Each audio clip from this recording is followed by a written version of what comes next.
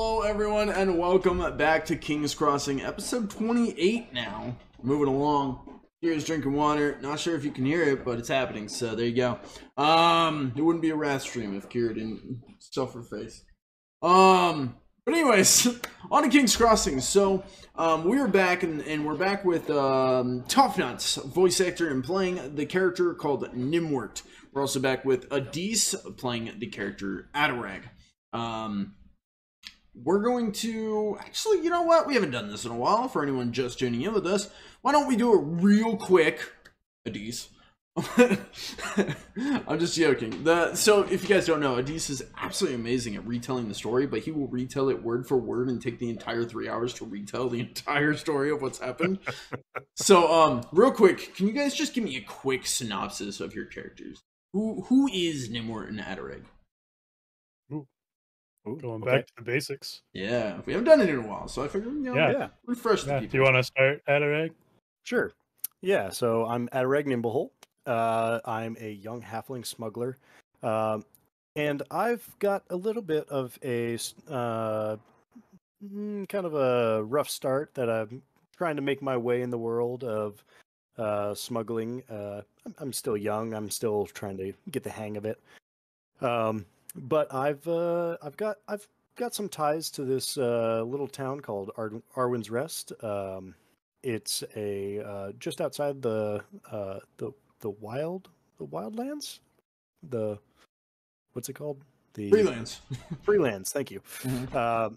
Right next to the Freelance, but it has been traditionally a place that I have visited before, and now I'm back with trying to be as good of a tour guide as I can to my employer, Gnimwirt. That was good. Very nice. Gnimwirt. Very concise. That was great. Yeah. All right. Well, I am Gnimwirt, the gnome on this adventure. I guess you're a halfling, right? Yep. Yeah. So we're not both gnomes, but yeah. So Gnimwirt started kind of bottom of the social class in a place called the Kingdom of Angelonia. And he comes from the city of Rondil, which is kind of a tech hub. There's a what would you call it? A university, I guess, or Academy. Academy. It's the Kingdom of Othrondil. Mm-hmm. No, Othrondil was the city in the Kingdom of Angelonia. You're absolutely right. I stand corrected, guys. This is why it pays to take notes.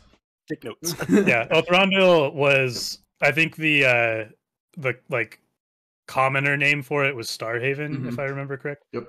The actual name Othrondil, the common tongue Starhaven. You're absolutely right. Yeah. But anyways, Gnimwirt, bottom of the social class, and then he kind of found his calling with engineering and invention. And he became pretty well esteemed at the academy, and made some incredible inventions there, and is now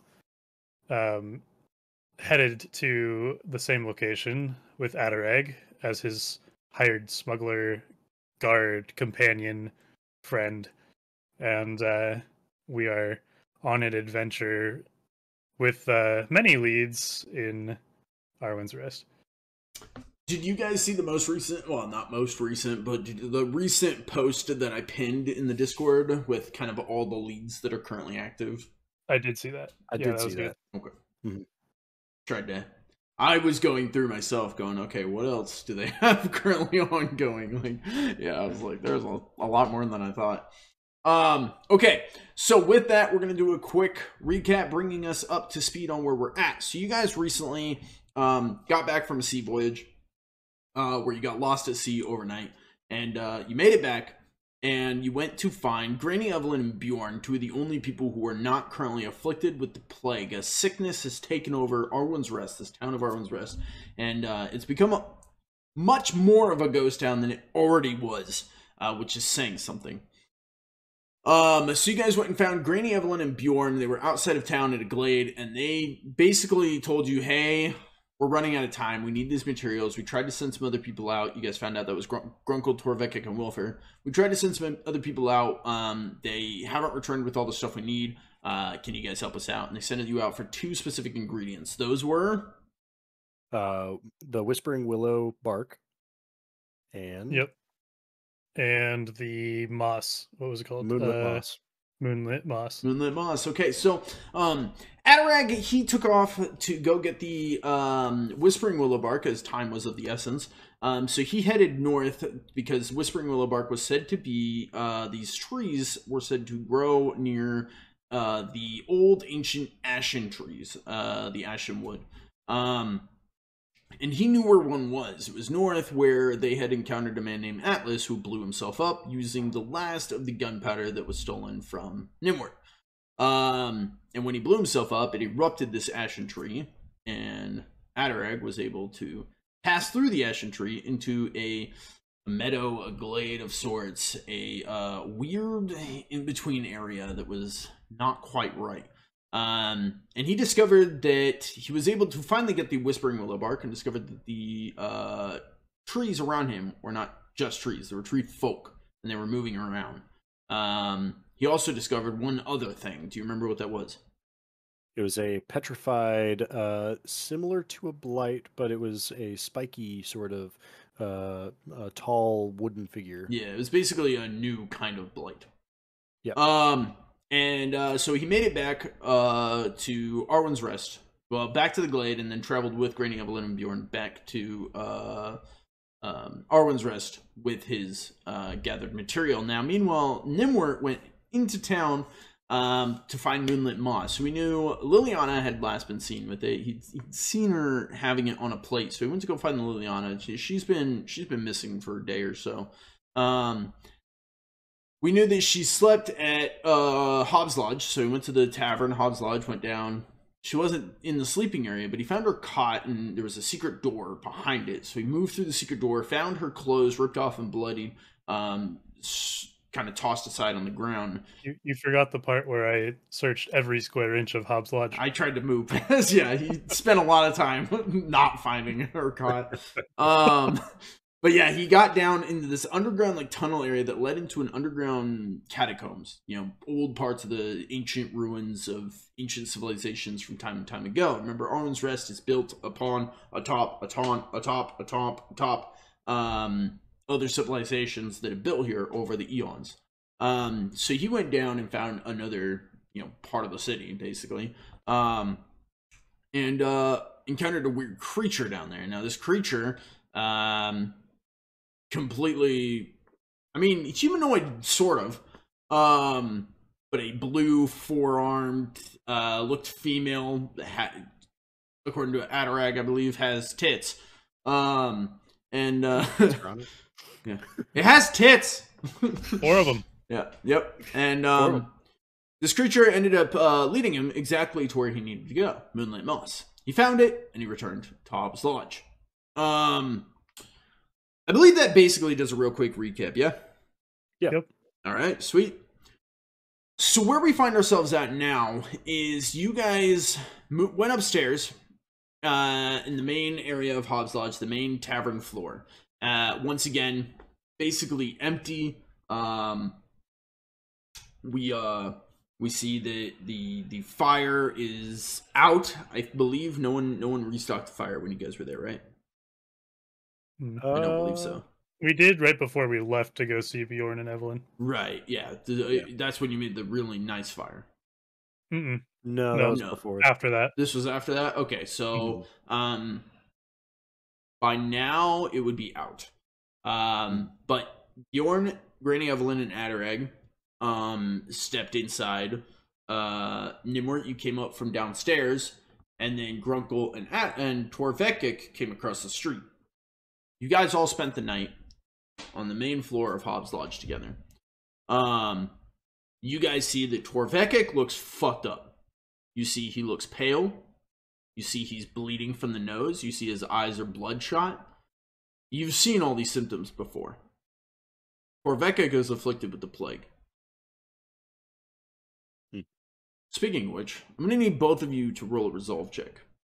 And while you guys do that, I'm going to continue recapping here. So you guys spent the night on the main floor of Hobbs Lodge, not wanting to go down into the underneath area, the main common sleeping area.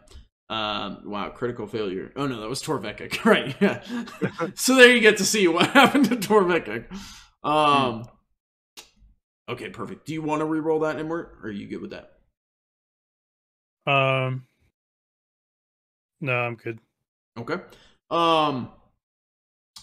Just so you guys know, for episodes going forward and progressing, things that affect this is bathing, taking care of yourself, eating right, sleeping well. Obviously things that normally, stave off colds and flus and what's nuts. So all those things do come into account. Grunkle has bathed himself very well, and he is, as of right now, not afflicted with the plague. But anyways, so you guys slept on the main floor of Hobbs Lodge in this tavern. Again, it's empty, it's dark, it's cold. Do one of you guys want to have a fire going? Do you want to have Bjoern or Granny Evelyn try and start a fire? More than likely Bjoern. I think Adarag would currently be talking to Bjorn about the wound that he now has from running into that spiky thing. Okay.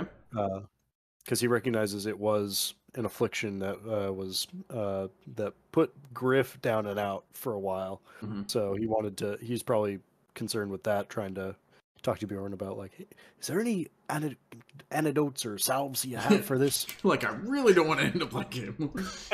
That took down a large man. I am a small man. So Adarag has pulled Bjorn off to the side. They're talking. What is Gnimwirt doing during this evening, kind of on the main floor here? Yeah, I think for a while he's had the moss out, and he didn't build a fire because he wanted it to be dark so he could kind of study it. Hold that thought. Off what you just said, I'm going to need a roll from you. You don't know why, but I do. And that's all that matters. We're going to go with, you know what? I'm going to have you roll /R 1d100. And you're looking for a lower than 50. You don't know why. 81. Do you want to re-roll that, or are you good with that? I know it's unfair. I will say this does not affect you. No, I don't. Okay. Okay. Good to know. Okay. Continue with what you're doing. I'm studying the moss, trying to understand the natural properties of it, why it glows, and what makes it special of growing down there and stuff. Okay. All right. So the night will basically pass, but I'm going to tell you guys. I was going to do this in the morning, but it actually makes more sense to do it now. So what I'm going to do is... Yeah, okay. This is what we're going to do. So you guys are staying up later. Grunkle and Torvekik have gone to sleep. You see that Wilfer is not with them. But you can see Torvekik's out of it. He passes out. Grunkle basically drags him in.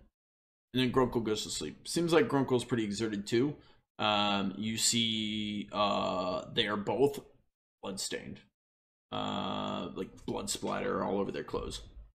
You also see that Grunkle carries a massive sword that he did not have previously. They've gone to sleep. Bjorn will get a fire going while talking with Adarag. Quick roll. It is okay. It is a good fire, but it's not quite at Gnimwirt level fire. Hard to top that. Yeah, it's not quite. I don't think you could top it. So he gets a fire going. It's nice. It's warm. You guys are able to dry off. You're able to, kind of. It kind of almost brings back the vibe you guys got from the first time you entered Hobbs Lodge, with the music playing, the people talking, the warmth, and Liliana welcoming you guys in. It almost brings back that sensation. Half of you feels that warmth and that sensation, and half of you just feels the emptiness of what life has become without it. But as you guys sit there, we'll handle Bjorn and Adarag first. So Adarag, you're kind of talking to him as he's building this fire. You don't help at all. He builds the fire as you just sit there and chat his ear off. I think while he's building the fire and kind of like starting to reminisce, like feeling this warmth again, but still having that like a little bit of like sadness going on about like how things have gotten. I think Adarag's just going to also like under his breath like start humming some like little like sea shanties that he knows, just like trying to remember the good times sort of thing. While you're talking to him, you're also humming? No, just in like the quiet moments in between. Okay. Like if he turns away to go and do something with the fire, I'll probably just kind of. Okay, gotcha. I was like, that's a Sony is. Yeah. It's like that's a difficult one. Okay. So yeah, was he like? He's like, hold that thought, and then goes over, gets more wood, brings it back, and you're like, you know, trying to maybe bring back some of the spirit. He's kind of half listening as he's building the fire and getting things going. But as you bring up what do you say to him about the incident? Well, Bjorn, I know that you've probably seen this and tended to this in the past, but for our friend Griff, he had a wound looking like this, correct? And I'm gonna kind of like pull up the my shirt. I think yeah. So I ran like into it probably with my shoulders, so I'd probably like lift up like a sleeve or something like that to show him where it poked me. Okay. Rip off your shirt. By the way, what you've seen this before, right? Whoa, never seen anything like this. What does it look like right now on me? As you finally peel off your shirt and you look at it, looks fine. Just a little pinprick. Okay. He'll turn and be like, And I'll look and be like, where did you say you acquired this injury? Well, you see, while I was stung? Similar to I was off getting that whispering willow. I found a petrified. It was taller than a blight, but it was some creature that had spines all over its body, and I came blindly around one of the trees, and it pricked me right here in the shoulder. I see. You have met a needle blight. A needle blight? Or what? At least that's what I've been calling them. Bjorn kisses the wood. Sorry, I just saw that.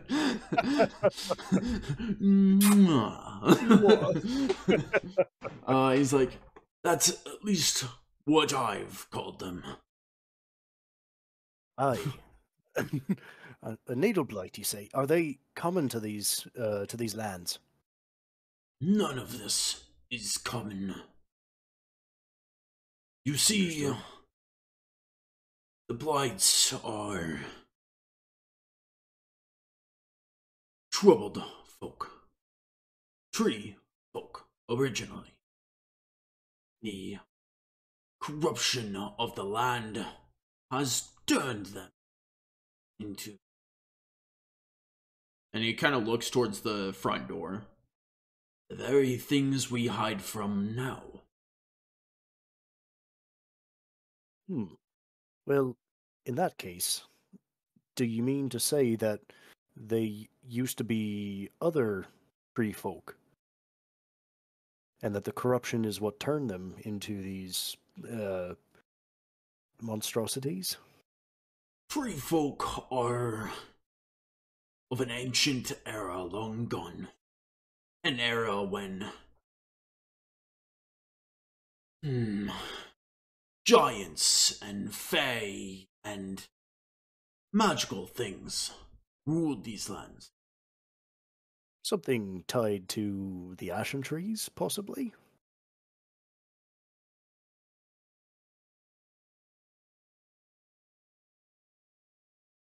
He kind of thinks, but you notice he doesn't say anything in response to that. He just thinks, kind of looks up, like obviously thinking, and then just returns his gaze to you, and literally says nothing in return. Well, I may have found a glade of sorts that might be connected to these older things you speak of, but I can't be sure of it.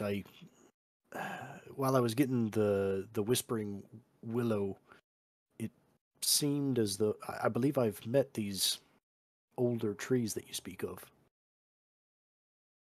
To see one is rare at best. I saw a lot of them, didn't I? Out of character. You I saw a lot of them. A forest of them. A full forest. Okay. They were everywhere. Like some few remained on top the mountain where my tribe was. Good folk. If these folk were around today, might they be able to somehow help with this corruption predicament we found ourselves in? You do not understand. They are around. They are corrupt. Those are the blights we see. Well, but let's now say you there was... know there are not just one sort of blight. There are more dangerous. He kind of leans in and puts his arm on your, like his big old meaty paw on your shoulder, which basically just goes from like nipple to like mid back, like just all the way over you. He goes, I need you to understand, young Adarag. They are old and wise. And he's trying to find the word. He's like,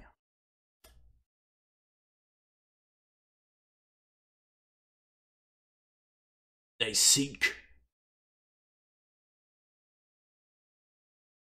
They are wronged, is the words he chooses. Old and wise and wronged. Words he chooses. Okay. I hear you, and I appreciate your... You can see he's not the usual, like, druidic hippie. He's, like, looking you dead in the eye. Yeah. Adarag's gonna, like, see this and, like, understand that there's something there of, like, don't mess with these people. But I think he's gonna press a little further on it and say, then, if they were wronged, is there something that they seek?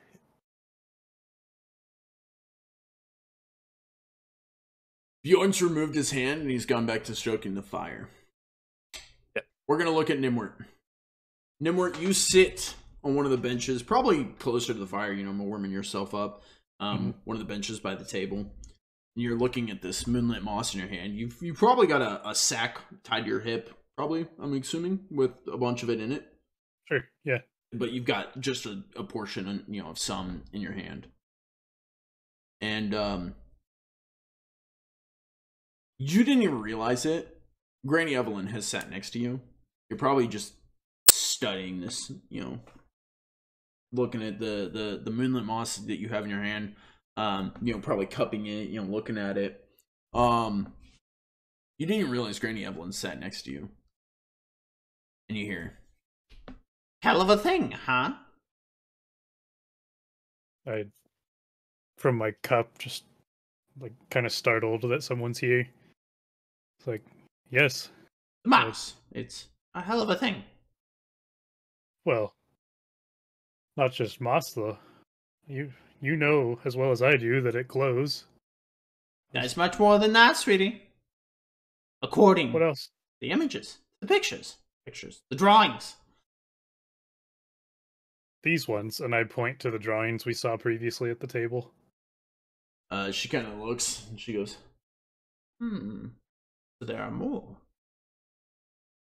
Which drawings were you referring to? The ones I found. Yeah, where did you find them? It was slid under my door. Found it in my home. Weird, right? Yeah, very weird. And you don't know where those drawings came from or who. I don't. It seems like a child's hand. Maybe. Or someone who's not very good at drawing. I suppose. I'm not very good Gnimwirt. at drawing. I didn't draw them, but I'm also Gnimwirt's- not very good at drawing. Gnimwirt's thinking to himself, like, all the schematics and really beautiful drawings that he makes, and, like, struggles to understand how someone could draw like a child. You're like, come on. Well, you said this moss can do more than just glow. And I risked my life to get it, so now I want to know, what does it do? Maybe it's worth finding out. I believe you could do so in this very room. You, Gnimwirt, are one of the smartest in town, are you not? I kind of blush and no, It's what I've heard. maybe.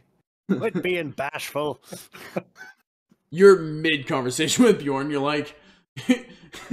You're over there I hear like, this and these over my tree shoulder. blights, quit being bashful! So these twig blights. He's like, I believe if you put your mind to it, you could probably figure it out. Well, yeah, but it seems like you know. So why send me on that long journey? I've seen an image. I do not know if it's real or not. This will prove it. And if that image is correct, what's to say the others aren't? This image that you've seen that was slid under your door, do you still have it? I do. Can I see it? Well, that would just spoil all the fun. I want to see if you're smart or not. Well, see, your fun is playing with everyone here's health, because that's my goal, is to help everyone feel better.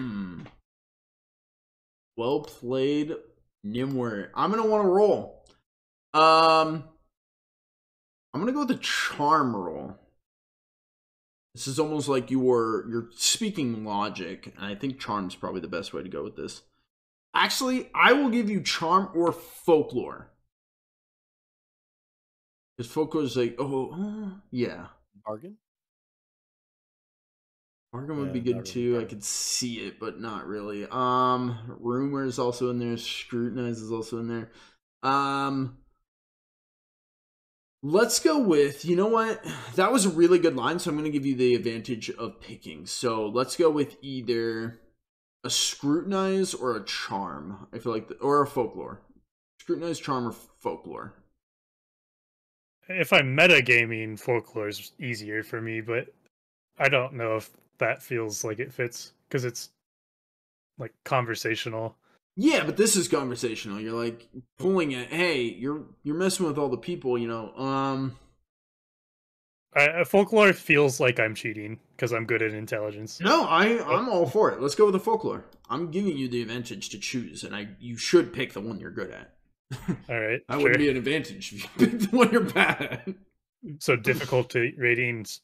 It's gonna be. I'm gonna actually give it to you routine because that was a great line. Okay. Well, let's see. Okay, 5 out of 61. She's like, huh. Well, it's hard to argue with that. And she pulls out this rolled up piece of paper and kind of unrolls it. And what you see is a very crude drawing. It almost looks like poop at first, with like the little stink, like poop with stink fumes coming off of it. But you realize Adarag do that. But you realize as you look at it, it's not a solid, like, it looks like a clump of grass, and it's shining in, you know, it's not poop stinking, it's grass shining. And you realize that's the Moonlit Moss. And what you see is a drawing of a face, and it's sad. and a drawing of a face, like a drawing of a face and it's sad. Moonlit Moss, a drawing of a face and it's happy.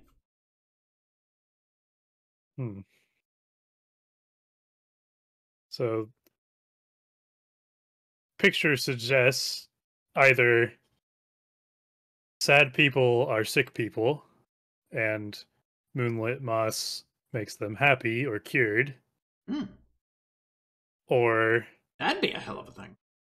Yeah, I agree. That's maybe far-fetched. But alternatively, it could be not healing, but purely a mental happiness. More of a... So we should smoke it. Well, I'm suggesting... You say, maybe you see, she says with a bit too much eager in her voice. She's like, yeah, if we come to that decision, then I'll let you try it first. But before we get there, I want to know if it will actually heal or if it'll just falsely make someone feel better, but not actually heal them. It could be dangerous too. We don't know who's making these drawings, and maybe they're trying to farther poison the town or something. I don't know. I hadn't thought of that. Been following the drawings. Maybe they're wrong. What other drawings have you followed besides the moss one? That is how we knew to get, well, the... Standby, I'm trying to remember. Serpent leaf essence, moonlit moss. Oh, the frost fern extract. No, it was the serpent leaf. It was the serpent leaf. That is how we knew to get the serpent. What did he go? Bjoern? Serpent? And he turns around from the fire mid-conversation with Adarag. You can tell he's had to explain this a couple times. Serpent leaf. What's it? Serpent leaf essence. I remember my own writing. Serpent leaf essence. The dew on the... Yes! The serpent leaf essence we needed as well, according to the drawings. He needed other things as well for his own, magic. It's not magic. It's... alchemy. Yes, that. Yep. Before Bjorn turns around, I interject. Bjorn, what are your thoughts on these drawings?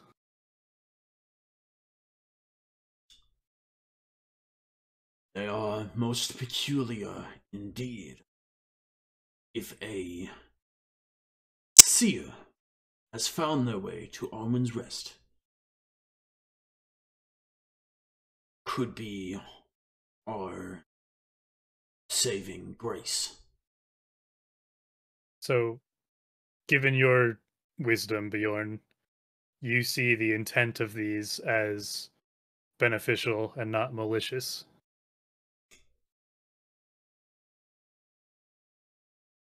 Blights, plague, dragon, corruption. What does following a drawing hurt? Okay. See, he just kind of shrugs like, I don't know. We're out of time. Understood. Well, you mentioned seer. How would we know one if we saw one? In my tribe, we had one. Old. Before my time. Blessed by the gods, they say. To know things one should not know. To come, things that have come. I do not know of any stories of markers or noticeable features. They either have the gift or they don't.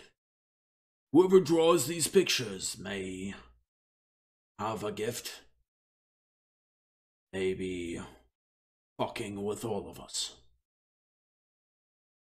Do not know. Understood. I hope.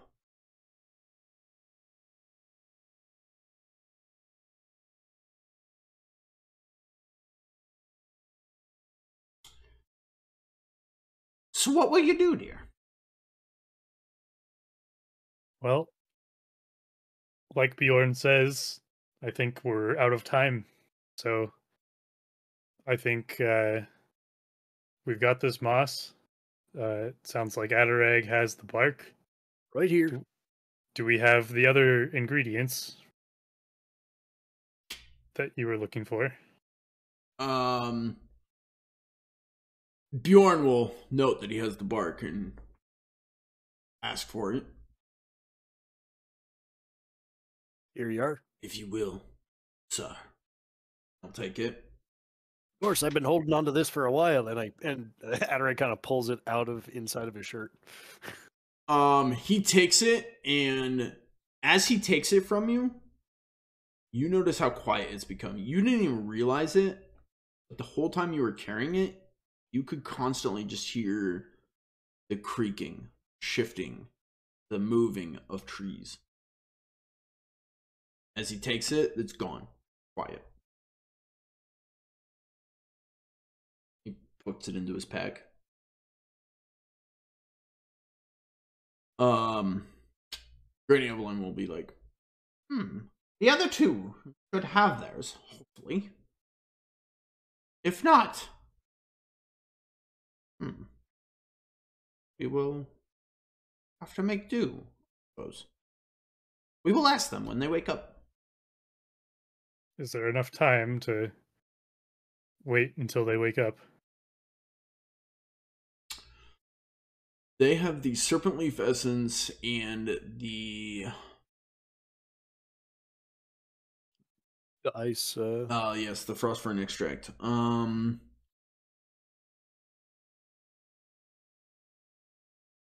I don't want to out of game here. I don't want to steal their thunder and just go grab their items. No, you're good. I was specifically, I want to give you a real answer. I mean, I don't lie here. So, Granny Evelyn will be like, Bjorn, what would you say?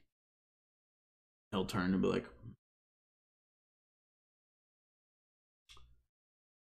according to the drawing I saw, they need their rest. We'll gather their items. They did look pretty beat up. Kind of look over to them, passed out, like Grunkle just laying on the floor, Torvik laying on a table. He's just like, we will need them soon. So, about that salve. So he just kind of continuing the conversation of like something for his wound. Yes, you're talking to Bjorn about that. Granny Evelyn's waiting for Gnimwirt to act. Yeah. So I set the moss that I was studying finally. Like this whole time I've been holding it. I set it down on the table. And I'll go into my pack and start gathering up the rest of the moss to bring it out. And while I'm digging around in my pack, I just push the moss to the side and peek at the scale to see if it's regained any of its shininess. Looking at the scale in your pack, it maintains a very solid royal blue color.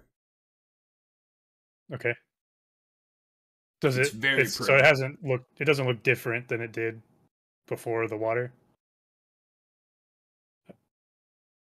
Before the water. Like when I was down getting the moss, I held it in that water, and it was like a dull blue. Right, I do remember that. It does not. It looks like that royal blue color that it has since it stopped shimmering after making contact with Hawkins. Okay. Mm-hmm. Okay. Yeah, so I pull out the rest of the moss, set it on the table. Quite a bit. Yeah, well, I figured on the off chance that it's for the whole town. Is this all of it? You will remember there's like you were gathering from this. You remember looking down. There is more along this wall. Yeah. You gathered like one whole section. Yeah, I said no. It was as much as I could carry safely at the time. I'm hoping it's enough. I see. So what will you do, smart guy?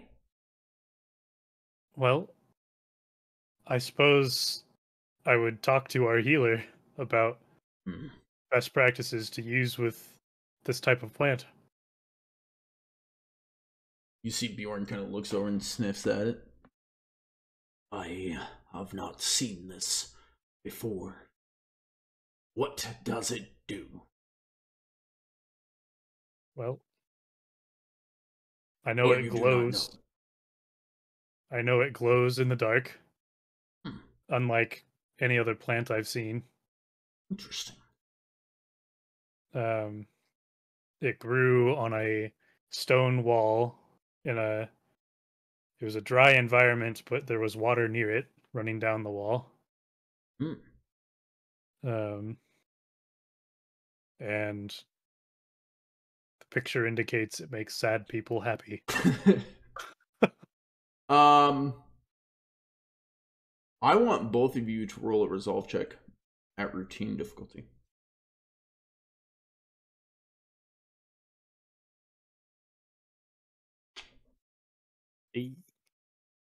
Okay. Original resolve. Let's see. Adarag passed. Gnimwirt failed. This one, Adarag failed. Gnimwirt passed. Okay.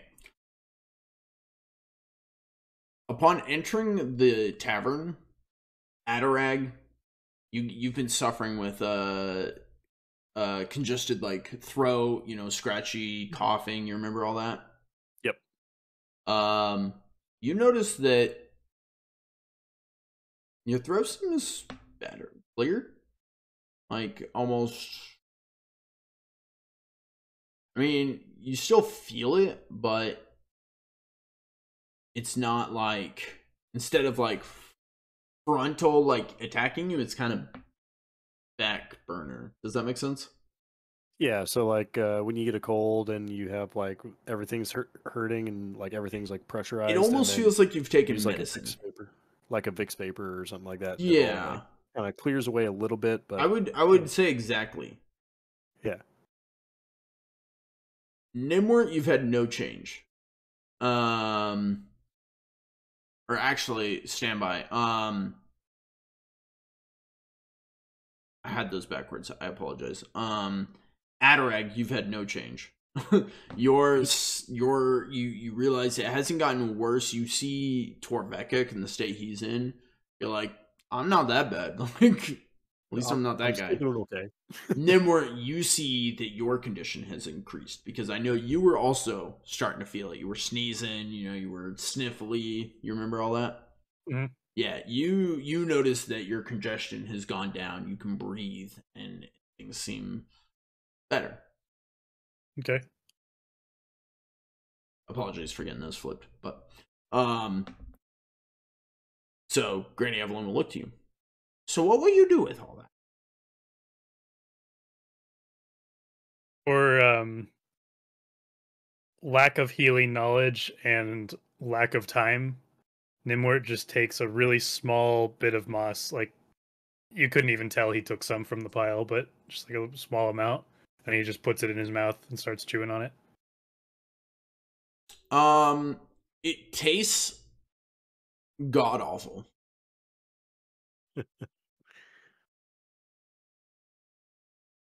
And you don't have any significant change besides the fact that you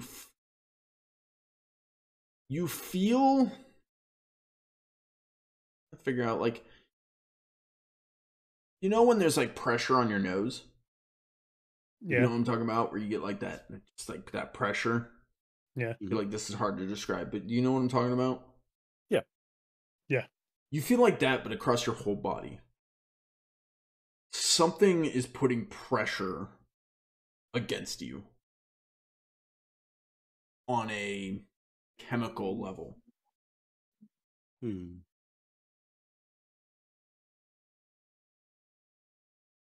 Is it harder to breathe? No, it's not like a bad pressure. It's like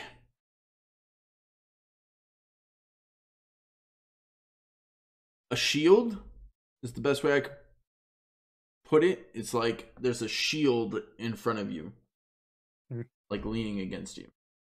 Okay. Okay, I'm gonna go ahead and do my best to swallow. It tastes terrible, but you're able to swallow. Okay. Gross. You found that on a wall. Uh-huh. You just eat everything you find on the ground. No. I'm just trying to figure out if it helps. Do you have a better idea? She kind of looks at it and looks at Torvekik. You said it helps sick people. Well, that's what I'm trying to figure out. And He looks the sickest of all of us. Well, if it made it worse, I didn't want to give it to him first. She kind of looks at the picture, looks at you. And you're just gonna put it in everyone's body. Well, what's your alternative suggestion?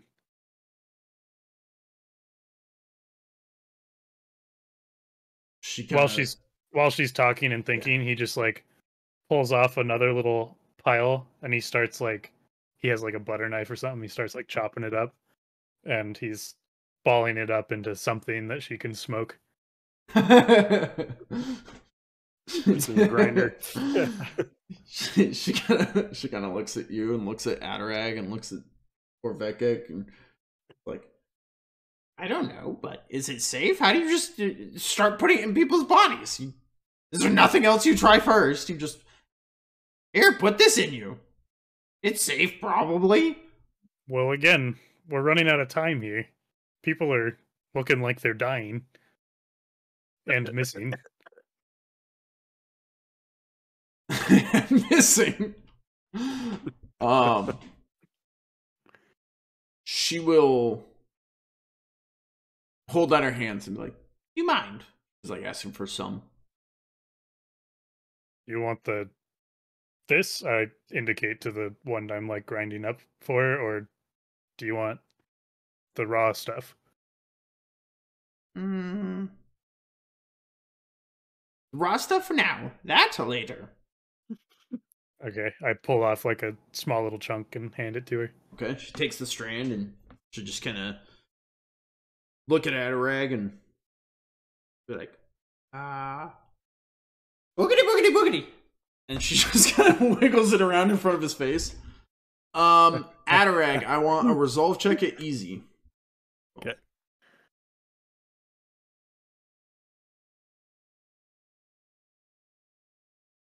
Okay. She'll look at Adarag and be like,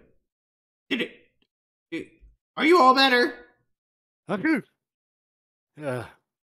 You feel no change except you feel the same weight as like a shield or something in front of you. Some kind of pressure leaning against you. I know I'm covering my mouth, I'm sorry, but yeah, so like a mask. But yeah. like over your whole body. Over whole body. Got it. Yeah. Okay. He's gonna like clear his. I imagine like he just like she waved it in front of him. It tickled his nose and it made him sneeze. But he's just kind of. I don't know. Maybe I feel protected.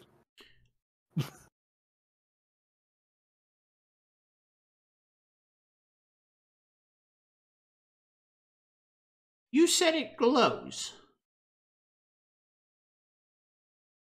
Yes. But it's not glowing now. It's not. Yes. Does the glowing make it work? I mean, it's not a bad idea. I think Make it it is glow. glowing. We just can't see it. Make it glow. Um, Come on, okay. smart guy. What do you got? Give me a minute. Give me a minute. Okay. When she says that, I walk over to the fire and Just so you know, that's on stream. oh, I know. Okay. Um, My man. so there's no like it's nighttime, right? It is. Yeah, you guys are staying up late. Okay. I'm gonna go around. I'm assuming there's like is the only light source in the lodge the fire? Yes. There's no like candles or anything. No. No one's been Okay. taking care of the place. Okay. So I'm gonna go over to the fire and I'm gonna separate the logs. Bjorn sits back. Oh. Bear with me, Bjorn. We'll rebuild it if we can, if we need to. Okay. Would I separate them and he then just kind of looks to Adarag like, what the hell? I mean, have you seen his fires? He kind of knows what he's doing. And then I take like some sort of cloth from somewhere or something, and I drape it over the front, so I try to get as much light from the fire blocked. And then I turn back to the moss and see if it's glowing at all. Covering up the light of the fire as best you can. Dimming the fire and then draping the cloth over the front. You start to see some glow from the moss. The minuscule amount. Okay. I hold it up, and from the glow, you just see like really faint my face and Evelyn. Is this both of what you wanted? roll resolve at I don't know if we've ever had a check at this level. Roll resolve at trivial.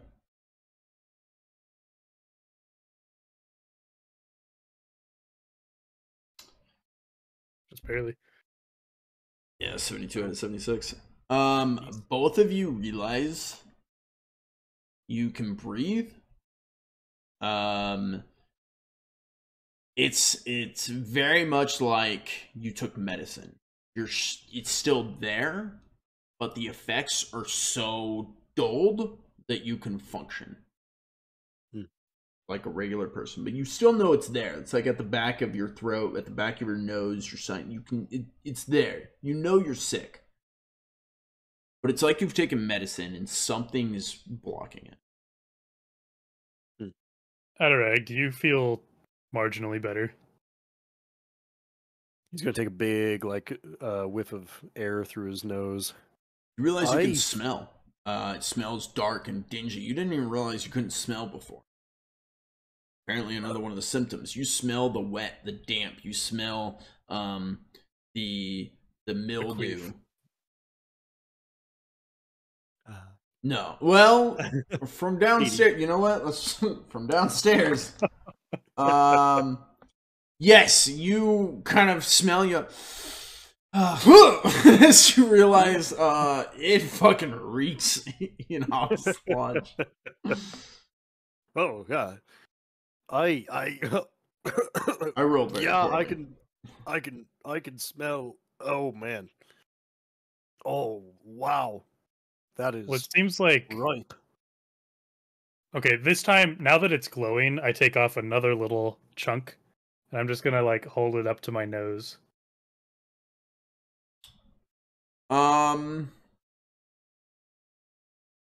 Not really any difference. You just feel that like warding effect. Okay, and then the glowing again. I pop a little chunk in my mouth. Chew it. Again. Now you're gonna make a roll. Feels the same. Tastes fucking terrible. Okay. This time I spit it out. But you do notice the glowing amidst the dark room. I mean, you got some light from the fire, but the glowing illuminates pretty well. Even when you were down in the catacombs, you remember, like, the glowing illuminated that entire tunnel. You were able to see, like, the wall and all the other moss growing on it. The illumination's not bad. Okay. Adarag, it seems like, and Evelyn, obviously, it seems I'm here as well, yes. Yes. It seems chewing it. I was not included, young Adarag. Well, but I want to include you. The point remains. Seems chewing it does not make me feel any different than just being in its vicinity. Thank God, you made a lot of faces when you were eating that. It does taste awful. I did not look forward to that. Now that I can smell, I can also taste better, and I wish I couldn't. Even when you really couldn't taste, God, I'm realizing this sounds a lot like COVID, and I didn't plan for this. But that was not the plan. Even when you really couldn't taste all that well, it still tasted fucking terrible. Yeah. So it seems, at least my body's telling me don't eat it. It seems smelling it or being near it, perhaps even the light or the glow, is what the healing property is. Maybe my first suggestion is we put some of the moss down where everyone is sick downstairs and hope that helps them feel a little bit better. Oh, at least it'll suppress things, and it's pretty dark down there, so if dark's what you need, that's what you got down there. Aye. At this, Granny Evelyn slides the drawing across the table. Same one, you see the sad face. It's just like a basic, like a, you know, how people would draw the circle, 2 eyes, mouth, smiley face, except sad face. Moonlit Moss, happy face. She kind of slides the drawing across and flips it over. And you see on the back, it looks like, granted, this is a very crude drawing, but it looks like a path and little along the path, little sunlight, little suns along the path. He goes, "Does this mean anything to you?"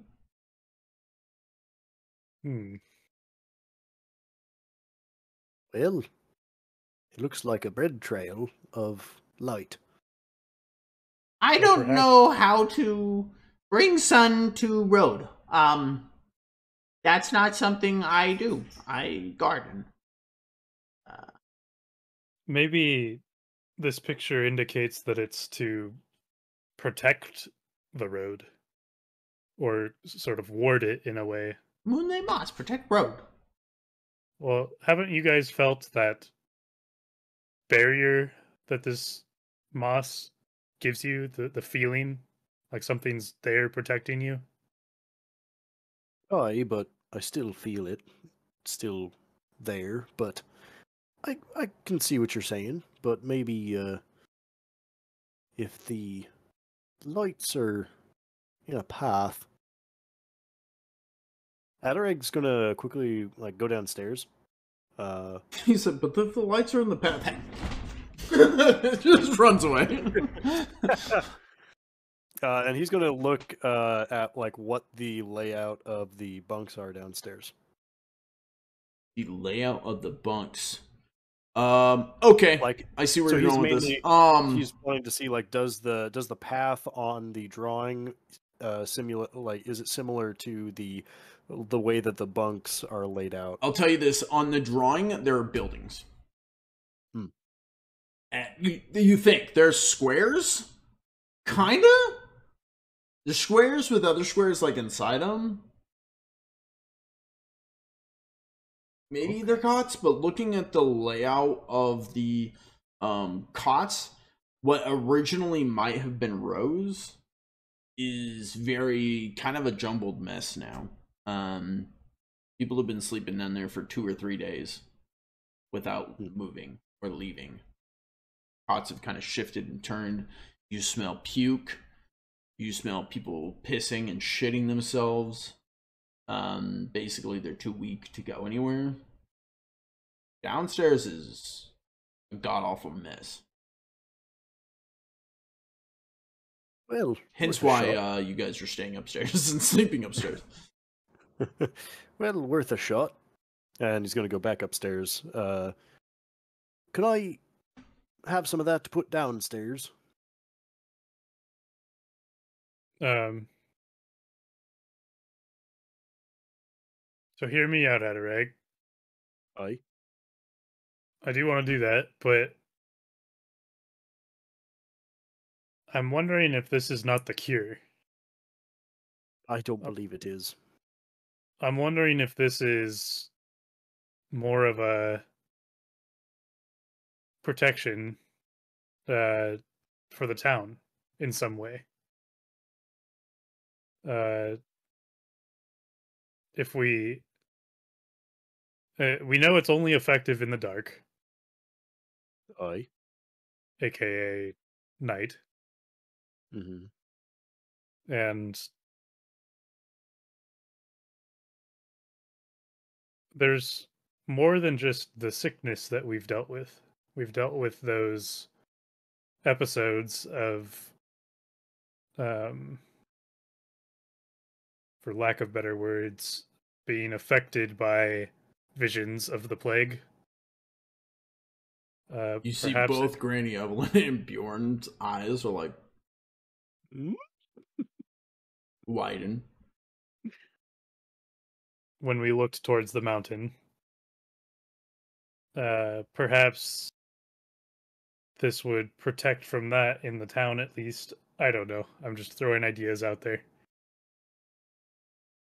I will say I don't want to have to go get a whole bunch more of this because I thought I was going to die getting it. Well, where did you go to get it? Oh yeah, you haven't even told Adarag about your adventure.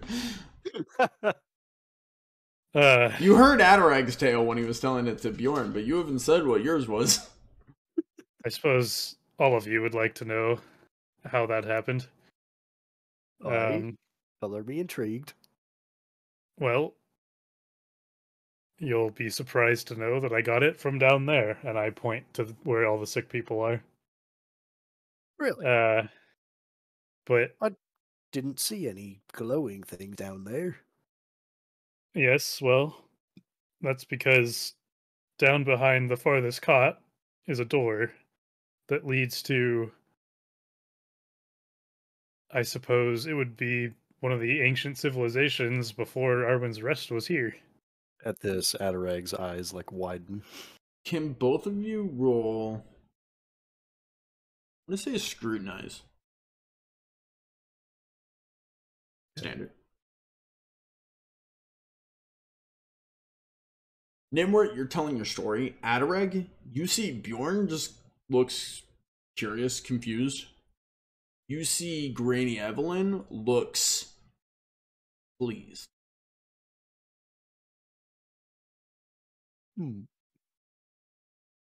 Strange old woman knows exactly where everything is.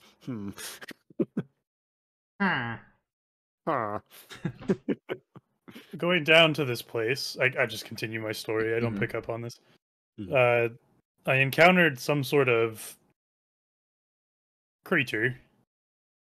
I thought maybe there was a chance it was Liliana, because this was behind her cot and her clothes were found tattered in this location. But Liliana's missing.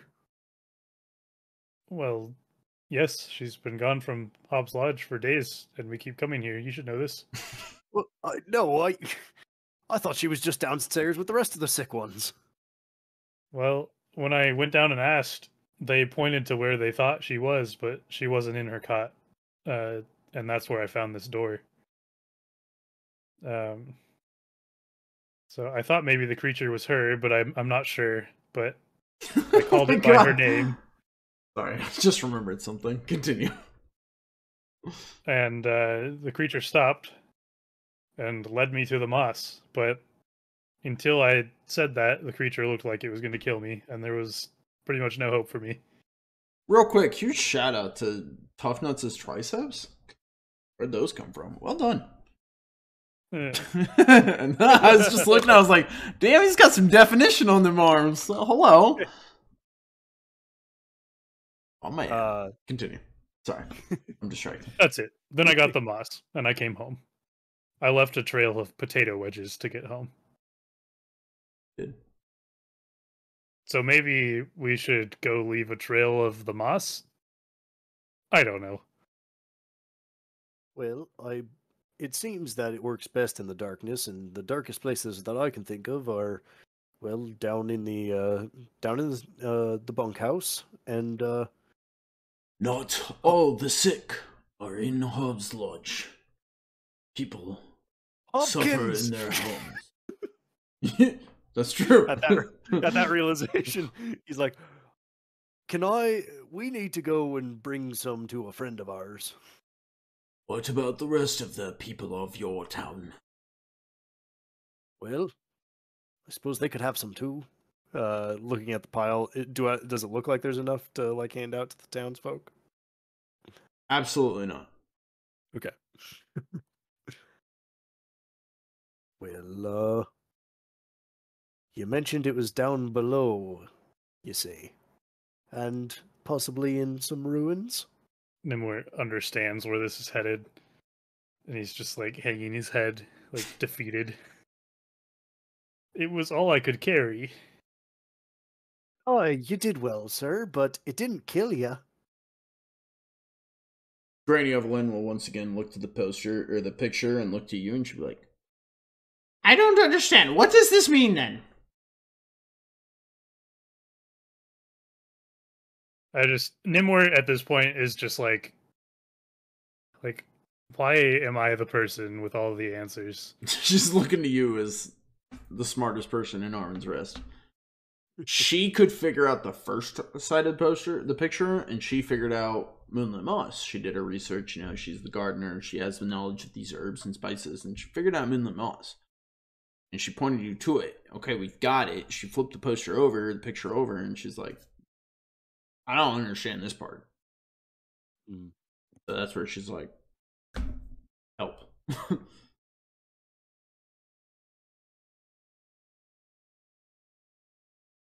Maybe we're thinking about this wrong. Maybe it's not a healing property. Maybe it's not a shield or warding property. Maybe, just like my potato wedges, it's a trail to lead something. It appears as it goes down a path. A nightlight. Perhaps. Maybe there's something out there that can only follow this light that we need to guide. I wouldn't mind a light to guide me.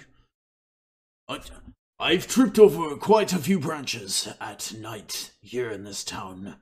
It is most aggravating. Sure. There are a lot of twigs in town, aren't there? I don't know that stubbing our toes on roots and twigs is the top of our priority list right now, but it wouldn't hurt. I'm just saying. Maybe some street lamps made from moss? Street lamps? But these are warding elements, you said. Ingredients.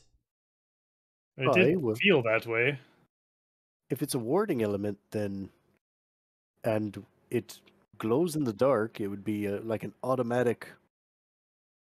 You remember those lights that they have all over the city of Othrandil, don't you, Gnimwirt? Yes, I invented those. Oh, But Oh. again, that's just to help people see when they're traveling. I mean, Well, it would help with the stubbing of toes on twigs and sticks. I still think this serves a more important purpose than. looking at the picture, that doesn't look far off.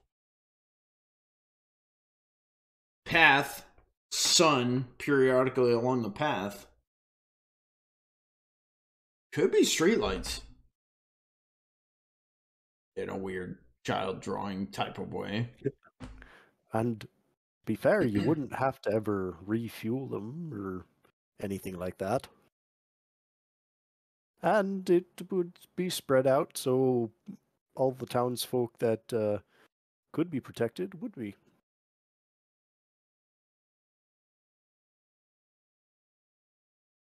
Just a thought. Gnimwirt at this point is pretty frustrated, and he just takes Frustrated that Adarag came up with that and you didn't. Yeah, I'm trying to come up with all these like detailed, engineering analysis.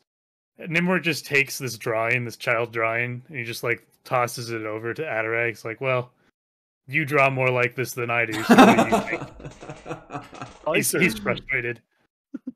Sir. To be fair, you invented streetlights, so it's still kind of your invention. It's canon now. Gnimwirt invented streetlights. Gnimwirt is just thinking like, there's got to be something more important, or like to him, it's got to feel more relevant to the sickness. Give me. God, what do I want you to roll? Give me an education roll. And you're gonna hate this, you're gonna get it boosted up to routine because Adarag helped you. I know that's not what you want to hear, but okay. 38 out of 71 success. I didn't even come up with this. Adarag came up with this, but I'm not arguing against it. Streetlights. Periodically placed around all the roads of town. You'd have Moonlit Moss set up all around town. It's got a warding effect. It would cast a light during the nighttime so people could see where they're going.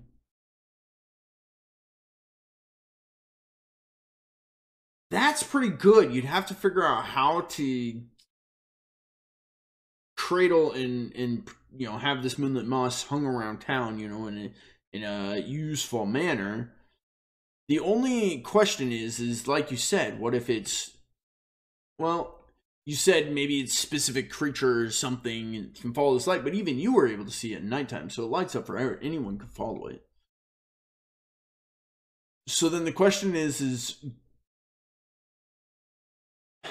the question's hanging on your mind is, would it ward this like a circle around the town, or would it want to be on a very specific path to like guide people somewhere at night?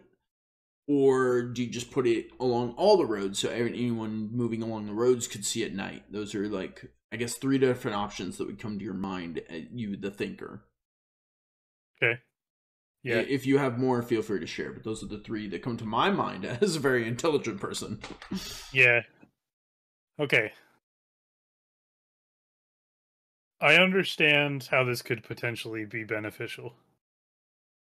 If we're going to do this, though, we need to think it through. First off, we would need to determine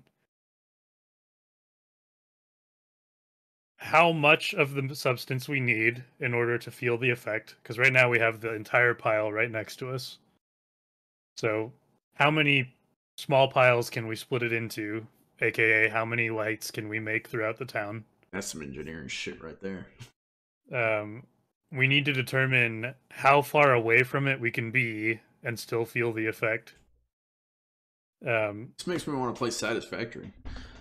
The efficiency of how much resource do you need to split and divert into different... I'm sorry, I'm ruining this. Continue. I pray to whatever's out there. And Gnimwirt thinks to himself, my God, I did pray earlier to something which I've never done before. You did. But he doesn't share this. And he just says, I hope that we do not have to go get more of this to cover the town, because I think that will not end well right now. It was so easy for you the first time. But sir, and with that, I stand up, gathering the moss, and I take a small piece of it, and I place it on the other side of the room, and then I put the rest back into my pack. What I'm going to say, on account of time, is you guys spend the time to figure out that you can separate this into small little piles, and it will illuminate enough to create that streetlight effect and create a decent ward. If you split them into enough piles, you've got enough. It depends on which route you want to go down. Are you wanting to set them up in a... Obviously, you can come up with another idea. Are you wanting to set them up in a, like, circle around the town? Are you wanting to set them up across the town to light kind of all the roads? Or are you wanting to illuminate a very specific path along town? Can you bring up the map? Yeah, absolutely. Boom, bam. Map. Okay. I am currently in the process of building an actual better map. It's just not done yet. Yeah, all good.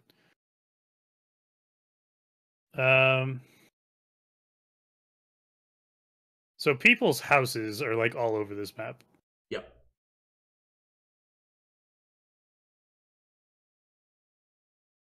You got Frankie and Hopkins over here. You've got Hobbs Lodge here. You've got Eldar Lane. Well, he's yeah. You've got a bunch of houses over here, houses in the middle. You've got the working space up here. You've got the bathing spot over here. You've got the watchman's hut down here. And Lost Sun's camp over here. Okay.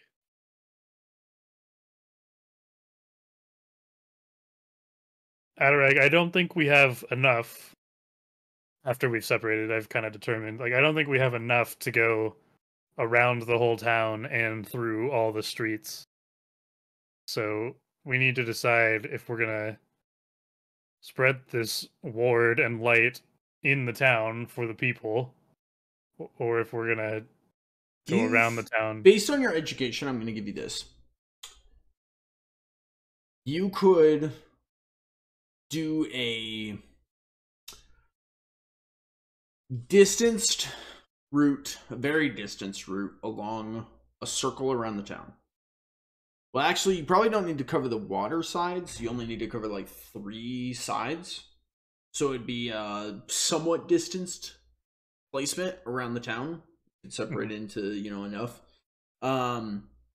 If you wanted to do roads, you could probably cover a somewhat distanced main roads. So not like all the little side roads between people's houses, but like the main roads around, like, you know, north to south, east to west type deal. Or if you wanted to do a very specific path, you could do a more close together. When I say distanced, I mean, like, say you're walking along, you get out of the warding zone that you can really feel the effects, and then you've got a little bit of a ways, and then you get back into the warding zone of the next. Does that make sense? Mm-hmm. Yeah. Whereas if you did a very specific path, you could stay within the warding zone throughout it, depending on which path you were trying to light. I mean, if you were going, like, you know, from Othrondill to Arwin's Rest, it'd probably be very, very, very, very, very big. But that's also across the continent. Yeah. So, from my previous experience helping invent and arm civilizations for war,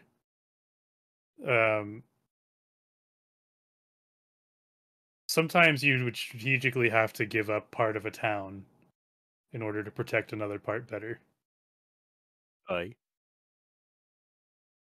And we don't have enough to protect the whole town. I can't put this everywhere. And so my suggestion would be we pick a small part of town that houses the most people, and maybe even there'd be potential to relocate people. And right now it seems the majority of people are housed within Hobbs Lodge, so perhaps a circle going around Hobbs Lodge and making sure the ward is strong around it. And then I would just say, I still think we should put some amount down where the people are to protect them and help them feel better, and also ward anything that could come from that path that I found this moss on. What are your thoughts? If we're thinking about something like that, then just like on a ship where you have to sacrifice weight in some areas to bulk up others, maybe this area surrounding Hobbs Lodge, if we could set most of them in that area, but then maybe have a couple of outliers, like one over by Frankie and Hopkins' hut, and maybe one up by that little hatch that we found up by our Elder Arlane's.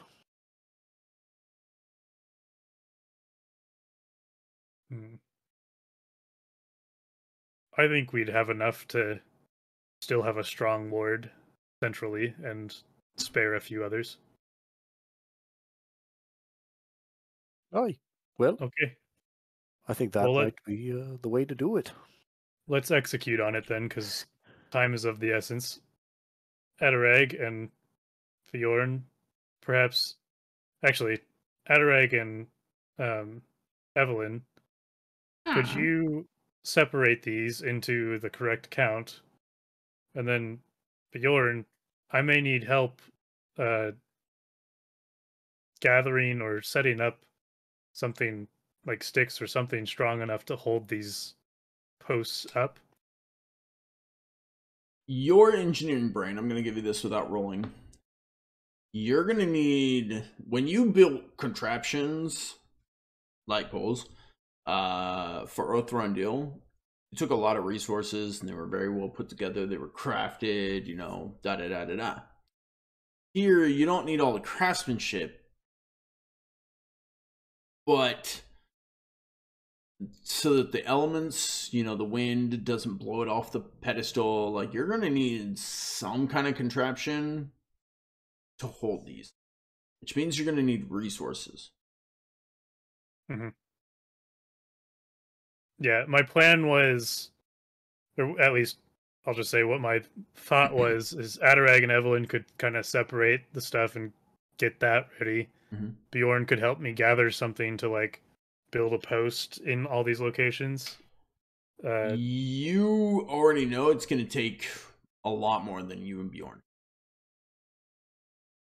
Okay. To have that many posts and that much supplies come in, I mean, Bjorn's just a druid. He's not a, you know, lumberjack able to go out and cut trees and fashion poles and all that.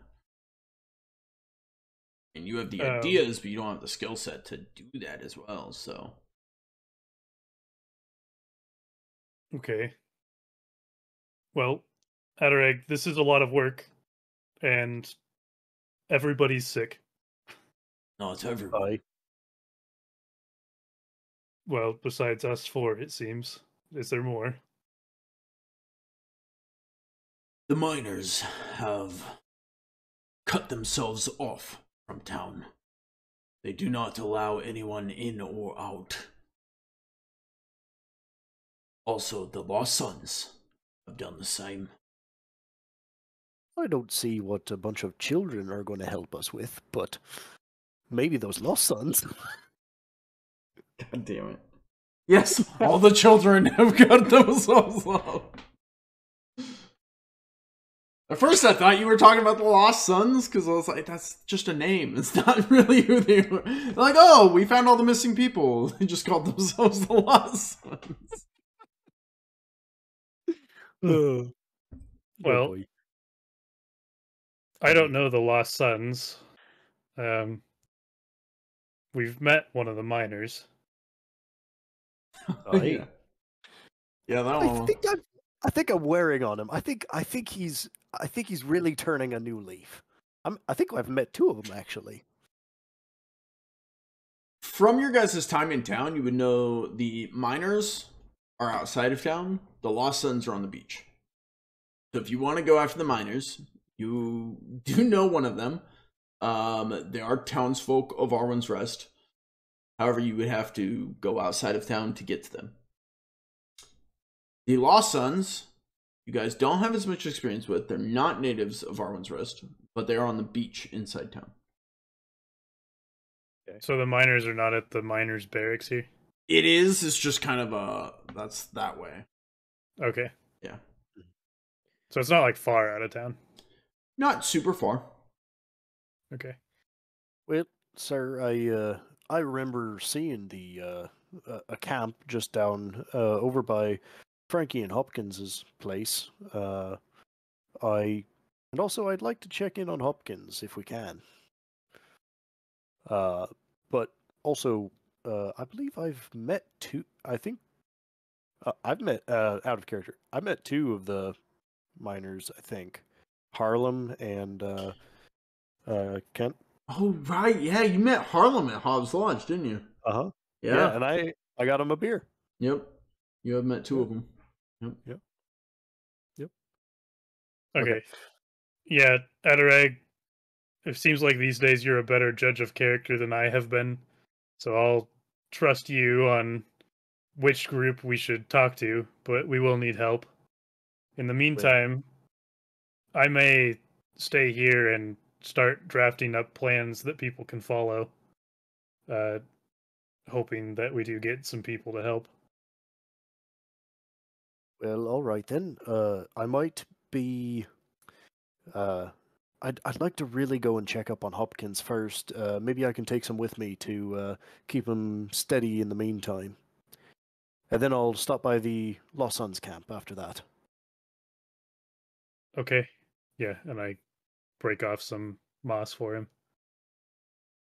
Is this about the size you need? Yeah, that should give plenty of wood, it seems. All right. And I'm gonna look around. So it's just Granny Evelyn and Bjoern. Just Granny Evelyn and Bjoern. Okay. Well, do either of you have any business or relations with these Lost Sons or information about them? Hell no! I do not. My only interaction with them was stirring up a ruckus because of their presence. They seem standoffish. Aye. Well. Did we ever talk about the purpose of the bark? Or have we just been focused on the moss the whole time? We've been focused on the moss the entire time. We've not talked about the bark. Bjorn took it, stored it in his pack, and didn't say another word about it. Mm-hmm.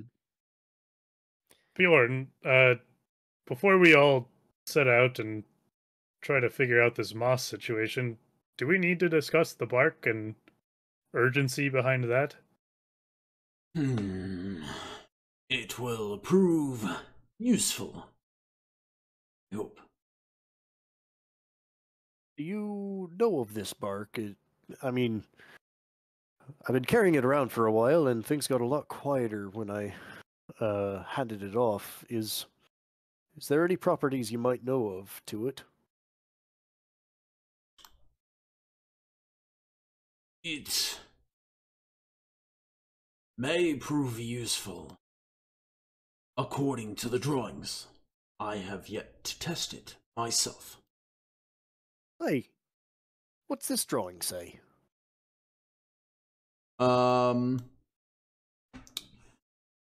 What you see, he pulls out a piece of paper and kind of rolls it out, and it's basically looks almost like gibberish to Adarag. Adarag, you can roll an education check for me. Actually, no. Let's roll a roll a survival check for me, if you will. Wiki? Standard across? Standard across. It looks like gibberish. I can't You read. see the willow tree. You can see what looks to maybe is a willow tree. You're like, yeah, that probably is a willow tree. Very much like it just looks like someone took a pencil and like drew up and around, up and around, up and around, up and around, up and around. You're like, yeah, that's basically it.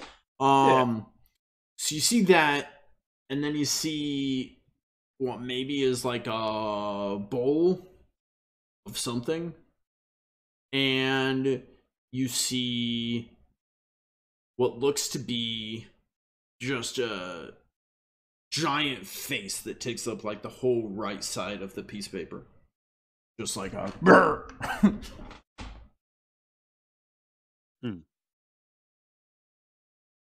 Well, does this make any sense to you? Who are you talking Bjorn. to? No, like a brew of sorts to be used in the hopes that it helps. Well, a brew, that sounds like somebody we know. What? Addicillin. It's like, who do you know named Brew? That's totally thrown off. It's like, you will know in time if it works.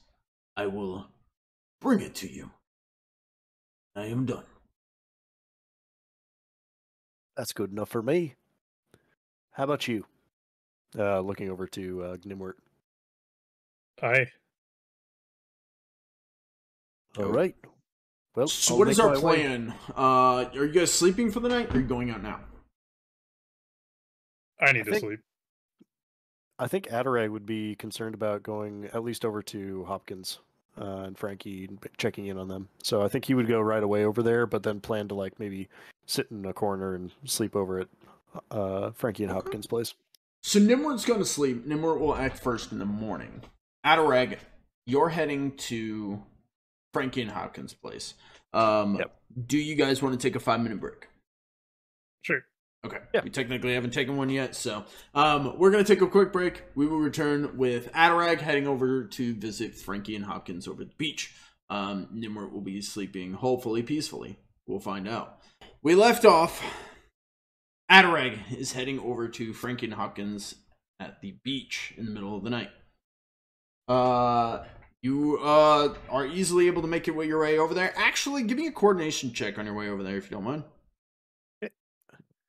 Remember, he's got the moss to see. Oh, good point. Okay, this is going to be at a challenging check. Okay. Man, what was it gonna be? Okay. Moving along, you notice that there are tree limbs going right over the road, branches, roots, leaves, muck, gunk, swamp water. It's basically up to like your ankles in some parts, almost up to your knees in other parts. As you move along the road over to the beach where the fishing hut is. And you make your way over there. Don't you know I'm a nimble hole? Facts. You make your way over there. The door is shut. It's dark inside. I'm going to go over to the door, and I'm going to give a little knock and kind of a little like, Frankie, Hopkins.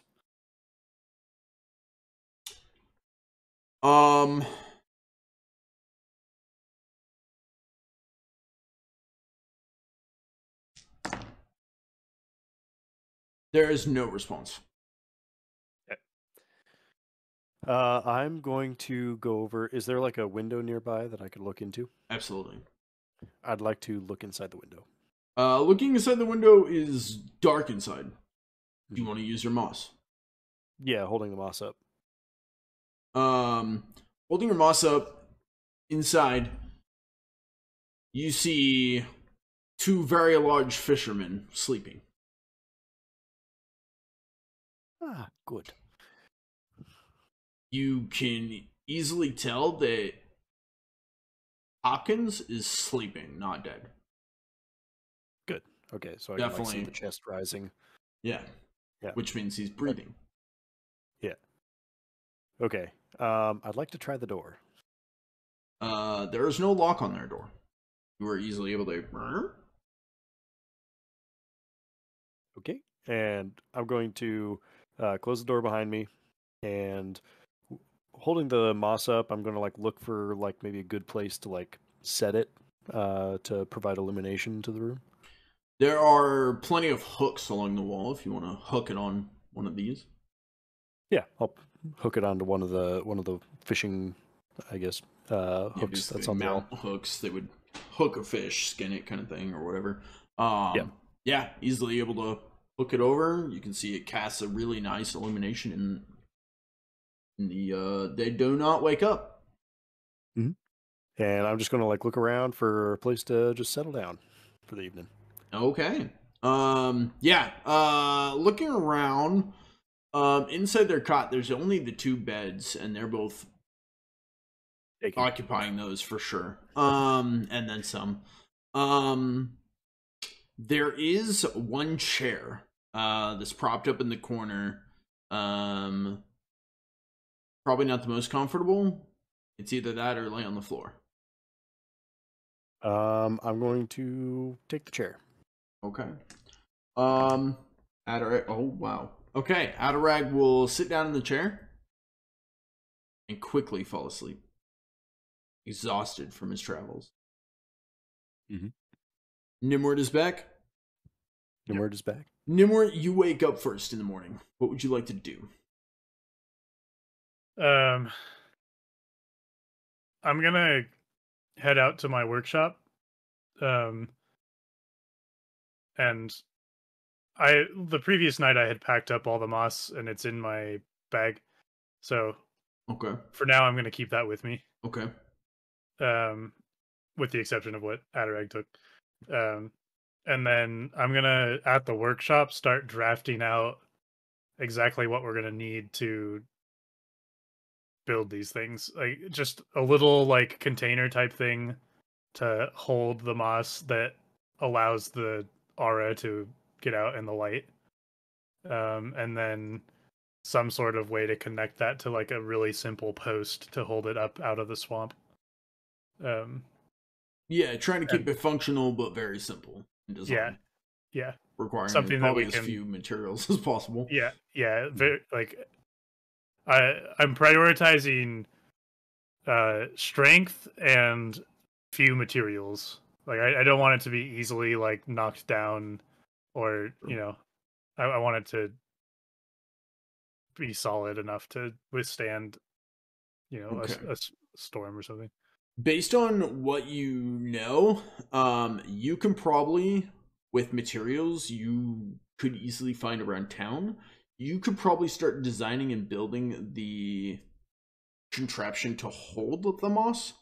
But the actual contraption to hold the contraption, the actual post to hold your, we'll call it a lantern for now. That's what I'll need help for. Yeah, that part you'll need supplies that you could not find in town. Yeah. Okay. So that's probably what trees. you need. Yep. Yeah. Mm-hmm. Okay. With that though, I'm going to draft the plans, and then I'm going to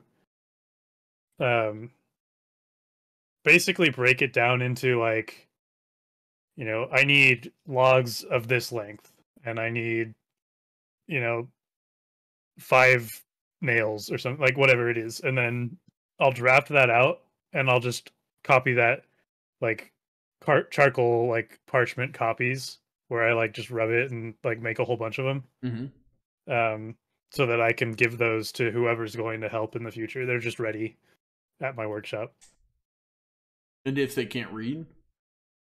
I'm making it like it's not like an engineering drawing. It's like literally a drawing of a log. Picture drawings? Yeah, it's like literally a drawing of a log, and then like I'll draw like a stick figure next to it and label it like. I'm not gonna have Frankie you roll an artistic check. I want you to roll an education check. This is for you to, because your style of drawing is going to be very educated. Meaning, instead of just like a picture of a log, it's going to be like a very detailed. This is what a log is, and like this is where the like elements would have gotten into it, and like the age. It's got to have rings, like. Okay.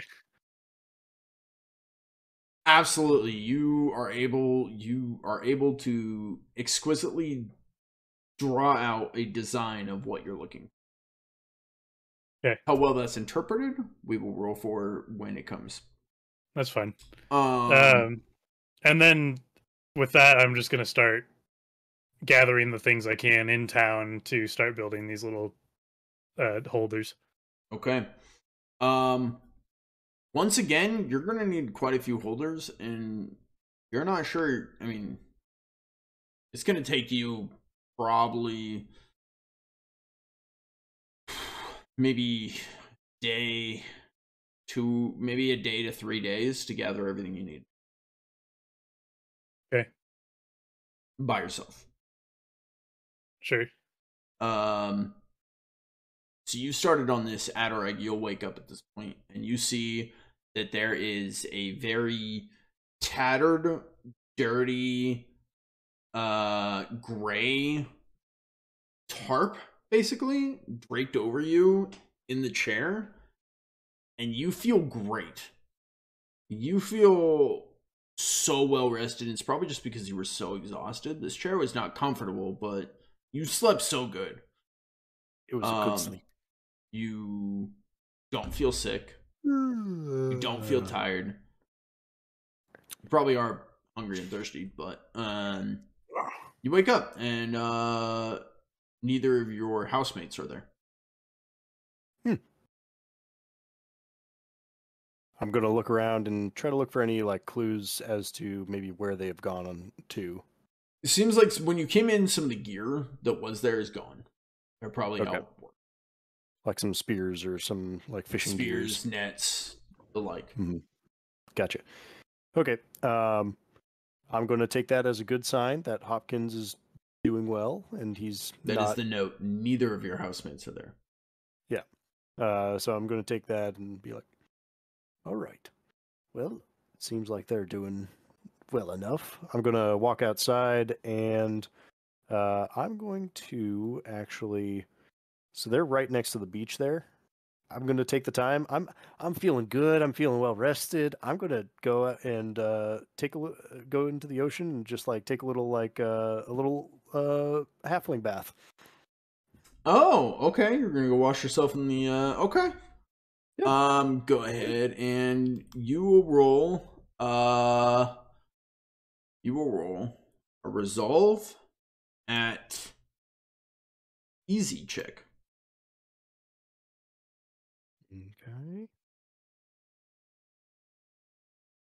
Okay. Yeah. You scrub it up, dub, and you feel probably the best you've felt in a couple days. Flashing some water in my face. All right, time to meet some new friends. Refreshed.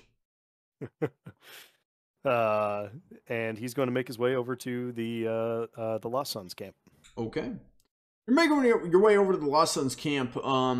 You bathed this morning while Gnimwirt was working. Gnimwirt, you were about to set out to gather materials. I want to know, is that still your plan? What's your plan? Also, I'm going to do a resolve check. This is at routine. Okay.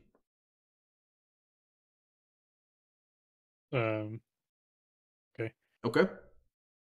You feel perfectly fine. Okay. Yeah. What's your plan? I am going to start gathering materials. But I know that Adarag is over towards Frankie and Hopkins, so I'll gather materials that way. Okay. we're going to jump over to Adarag then. Adarag, you come to the top of the grassy knoll. You've passed this path before when you saw Wilfer sneaking through the bushes. You see the little dirt trail down the hill, kind of on a switchback type design, leading out to the sandy beach where you can see a camp has been set up. As described before, it's got like the logs sticking up and kind of a circular pattern around some tents set up inside. You can see people moving about. It's the most sign of life you've seen in Arwin's Rest in a day or two. Do I recognize anybody walking around? I don't believe so. Have you met any of the Lost Ones? Not other than when I suspected them of being the Rockar Legion. Right, yeah, you saw some come into town. You see some people that were there at the festival. Okay. But beyond that, you don't know any. Don't know any of them personally. Got it. Then, yeah, I'm just going to... Do I see like a Actually, gate not or true. something? Roll awareness.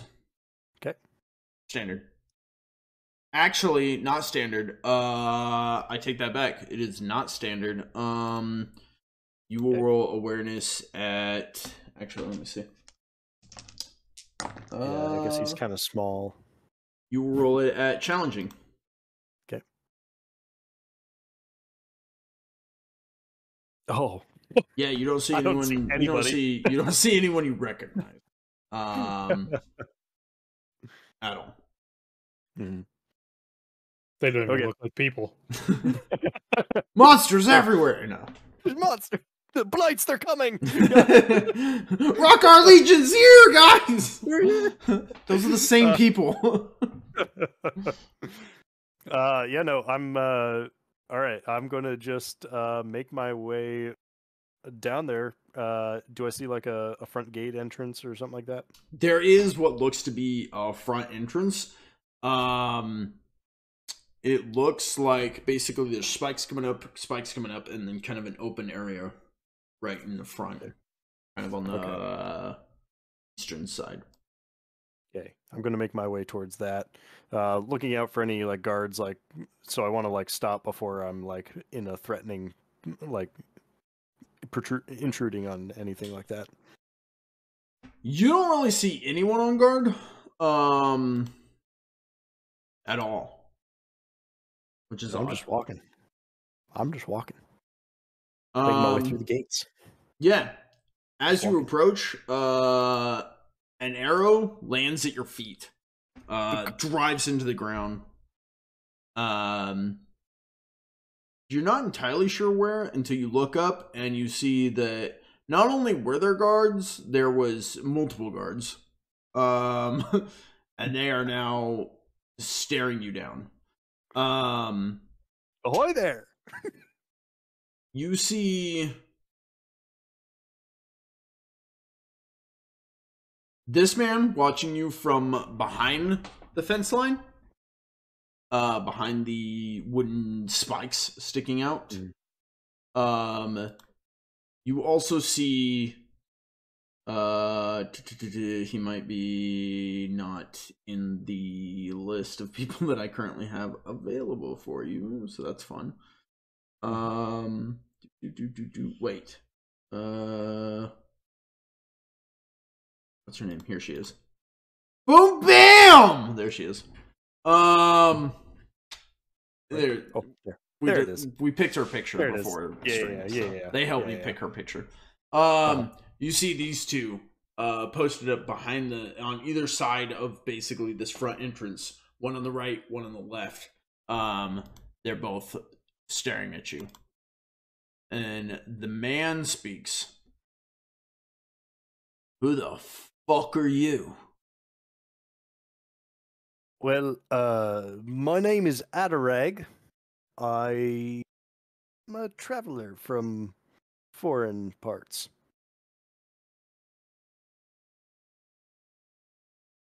You feel a shift in the sand beneath your feet as something comes up out of the sand right behind you. Oh, fucking hell, it's fucking Adarag! What's up, bud? Dibs! As you Where see, have you been? Lil Dibs! Let's pull him up for anyone watching. Lil Dibs climbs up out of the sand, a knife between his teeth, as he kind of climbs out, and he goes, "I can see you, fucker. What you doing?" Well, I'm here to, honestly, to enlist some help, but... "You're here to Where have enlist! you been? He's joining the Lost Sons!" No, wait. Not quite, but I appreciate your enthusiasm, Dibs. But how have you been? Where have you been? What has happened? Is that a knife? Yeah, cold-blooded killer now. Kind of spins it around, and you see he actually. Let me roll. Yeah. Oh fuck. He spins it around, twirls it around, and kind of does a quick couple motions. He actually seems like he knows what the fuck he's doing with this knife. And he looks at you and goes, "I've been training." I can see that. And are you associated with these fine folk? Yeah. The big one. And you can see he almost looks disgusted. The big one sold me off. So now I'm a lost son. I'm one of them. You were sold? By who? Who's the big one? You can figure that one out. You're a smart little fucker, aren't you? Does it click for me? That last time I saw him was when he was on Grunkle's back. Yeah, last time you guys saw him, he left with Grunkle, Torvik, and Wilford. Yep. Was it the green one? None other. Our friend Grunkle. Good guy Grunkle. Good. And you see he kind of says that and twirls the knife around in his hands. Like, does that like, ting, ting, ting, ting, ting. Like pen tricks. Yeah. I see. Well, that's unfortunate to hear, but how are you doing? Are you doing well? Are you well fed? You look like you're being trained well. Dibs is great. Oh, good. I'm glad to hear it. I'm just glad to hear that you're doing all right. My friends got my back. So these are your friends, then? Yeah. Good people. And- Take care of me. Don't kick me out in the cold. Push Dibs' face in the ground and tell him, "Shut up, Dibs, fuckers." Well, would you mind introducing me to your friends? They seem to be a bit hostile at the moment. They're not hostile. Big softies, course, all of them. He kind of starts walking in. He goes, you're heavy-footed. Or you light-footed. You're little like Dibs, but not little as Dibs. Aye, that'd be true. But I can be light-footed if I need be. Good! And he walks through the front entrance. The two others kind of watch you walk in. Yeah. I Just will gonna follow need... You're just following? Okay, give me a... Whatever you're better at. Well, we'll go with a coordination. I think we're going to go with a coordination check. Coordination check, all right. I see where this is going. Oh, Would you like to reroll, or are you sticking with that? We've got half hour left in the episode. I'll re-roll it. All right. Okay. That's a good reroll. As you walk in, something under the sand trips you, but you catch your footing and you continue walking in the front gate. Headed inside, Dibs will kind of show you around the tents, and he goes, "That's where we eat food tent. That's where I sleep tent. That's where Big Boss sleep tent. Don't go there, you probably die. Over there is ocean, not a tent. Why are you here?" Well, you see, we got a project and we need some bodies to help with, and you folks seem like the liveliest lot in the town. Yeah, moment. don't get sick. Stay away from people. People bad. People get sick. I believe that's true. I had a run of the flu, but I'm feeling much better this morning. Better not get us sick. Never. I'd hate to have to kill my friend. I would dislike that very much as well. You can obviously tell this is very different than the original interaction when you had with him. This is a very different Dibs. Very different Dibs. It's been a week. Yeah. I think, yeah, just about. Yeah. It's been a week, maybe 2 weeks. He goes, "So you want bodies? Living or dead fuckers, huh?" They're living for the most part. Living, for the most part. What's that Very mean? well. Sick? You want sick bodies? Gross. Some of them are a little bit. That's gross, Adarag. Some of them are a little warmed over, but I'd appreciate it if you could introduce me to whoever is in charge of this area, and maybe I could talk with them about getting some buddies. So Adarag's taking charge, huh? You're a boss now. I'm no boss. I'm just a humble merchant. So no, I work for myself. Work for you? Oh, wait. Wouldn't that make you boss then? In a manner of speaking. I don't get you, Adarag, but that's okay. You gotta meet Blackheart. That tent. And he'll point towards the tent, kind of in the middle of the camp. Would you mind making the introduction? I seem to have not made any friends yet. Fair enough. He'll kind of walk over to the tent. And you see he stops a little ways away from the tent, like probably a good 5-10 feet away from the tent. Mm-hmm. Do you carry on towards the tent, or do you wait with him? I'm gonna wait with him. I'm gonna follow his lead as kind of like the custom. Okay. You see he stops and he kind of looks at you and then looks around and goes, "Wait for it! He comes out fucking nowhere, scary motherfucker." As you see, around the corner walks a large-ass brute. Big-ass dude. Not as big as Grunkle by any means. Like, human size, but just big dude. Full armor. Probably the most armor you've seen in this camp. They have a lot of patchwork armor, but a lot of armor. Full helmet covering face. You see walk up, massive sword at its side. Doesn't say anything, just breathes.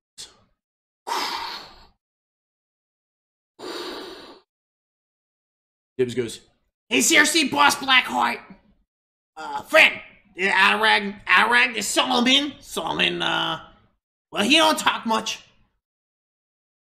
Well, hello there, Solomon. My name is Adarag, Gnimwirt. I'm a traveling merchant of sorts, and I could use the help of some of your folk. You just hear like a snort as this thing keeps walking past. You see Dibs go, "Okay, coast clear now. You can go in." Oh, that's not the guy. Ha! No, that's Solomon. You want Blackheart. Ah, yeah. I see. She's scarier. Good luck. And he turns and goes the other way. I'm gonna all right, well, I guess I'm doing this on my own. And I'm going to walk into the tent. At this point, Gnimwirt, you're moving along, collecting some sticks, some twine, some stuff that you can find from ruins, from ground, and some vines. You're like, oh, this would work, testing the tensile strength and stuff. And then you come out to the main road and kind of look over the hill, and you can see down to the camp, and you see Adarag take a deep breath and step forward, walking into a tent near the center of camp. And I'm pretty far away from it still. Camp, you're up a hill on the main road. Okay. I can show you basically, he's in the camp. You're up here on the main road. Okay. Yeah. I think, honestly, I'm gonna keep collecting stuff, because I don't want to interrupt. Well, I don't want to interrupt the negotiation by complicating it. So you're like, he's made it this far. I don't want to fuck it up. Well, I don't want to just enter camp and cause problems. So I'm Okay. gonna keep collecting. Okay. Go ahead and roll. Well, actually, you don't have to roll because you automatically find all the resources you need whenever you roll a trade draft. So, True. okay, I'm gonna have you. You're continuing to collect. We'll come back to you. Fine. Opening the tent flaps. A smell of incense hits you first. As you see a woman sat at a chair next to a table, seems to be poring over a map of some sort. Some kind of... Yeah, it looks like a map, and then it looks like there's letters next to it. Like mail letters, but obviously you couldn't read those. You see this lady, but currently not in armor. Looks like in basic clothes. Pants, tunic, but you do see sword kind of at the ready near the table. At the sound of the tent flap opening, she kind of turns around and looks at you and she goes, "Do I know you?" Miss Blackheart, and I'm gonna go into like a bow or something like that, which is pretty low to the ground, being a halfling. Uh, uh, my name is Adarag. I'm a humble traveler to these lands, and I hear you're the person to talk to in this camp about possibly enlisting some help for protection of sorts.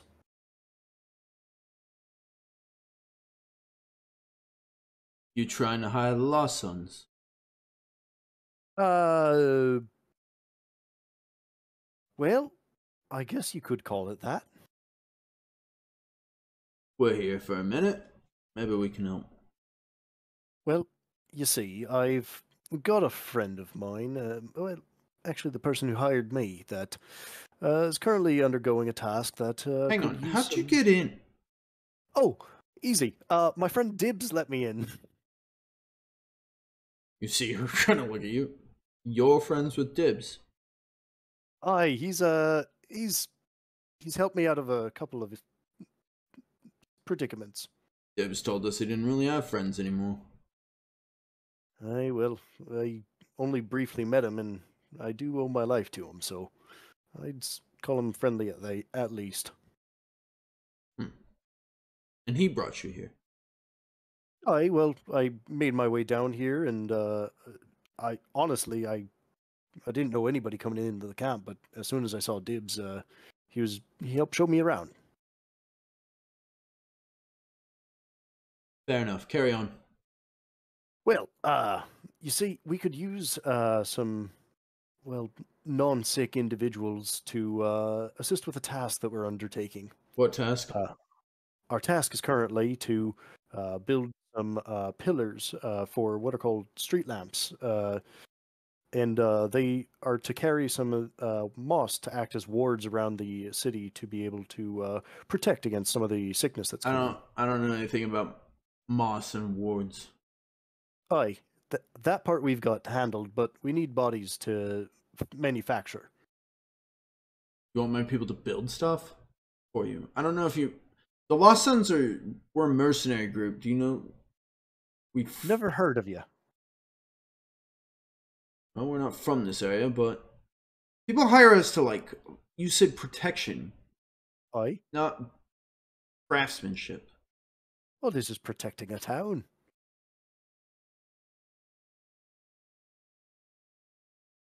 With building things? With moss? You can see she's looking at you like this guy's fucking lunatic. I see where you're coming from. It's I've certainly been exposed to a lot of new things since coming here as well. But one of the things that I do know is that I was in a sickly state a few days ago, and we... You see, out, she kind of looks over at her sword and looks back. You're bringing the sickness here. No, ma'am. I was about to say that I've actually kicked the sickness, for the most part, and the this moss that we found underneath the inn seems to have a warding property to it to help keep the sickness at bay, and we could use some help with strong arms to be able to gather supplies for this undertaking. You got better from the sickness. Aye. My scouts say no one's gotten better from the sickness. Well, if you fancy, if you'd fancy to put your lot in with us, I'm sure we might be able to learn a few things or two from each other. I'm sorry, halfling. Yeah, I'm sorry, halfling. Are you hitting on me right now? Oh, would you like me to? You see, she kind of side eyes her sword again and looks back. I'll take that as a no. What's funny is we'll talk about it on our table. She goes, so I'm still lost. What do you want from the Lost Sons? Well, we could use your help in gathering resources. I don't know exactly what those might be at the moment, but my friend back in town would know more. Then why are you here talking to me? Well, I'm the personable one. Your friend is scared to come here. Nay, he's just one of those more scientific types. And what are you? What type is this halfling? Well, this halfling is one of merchant's quality, and of making deals. Merchants and deals, huh? So, Aye. what are you paying?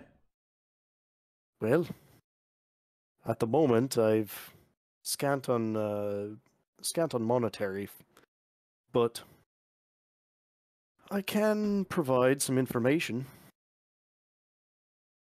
Information. Go to the antiquarian, see if that'll help you. Aye, but their information comes at a cost as well. So does our help. Aye. Tit for tat. Information does me no good. I've got scouts for that. But You say you're gathering resources, materials. You say you have a guy who can build stuff. aye. We do. Need you anything built around here? Can he build a cage? Aye. I'm sure he can fashion a good one. In only a brief minute or two, he was able to fashion a net that was able to catch a sea monster for a brief time. How big a sea monster? Sands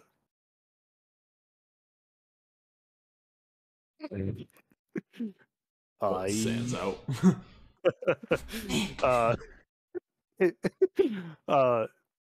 Well, it was about half the size of the boat, so I'd say at least 13 yards. We need a big cage.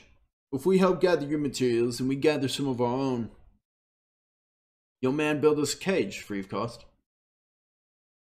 I'd say we can work that deal.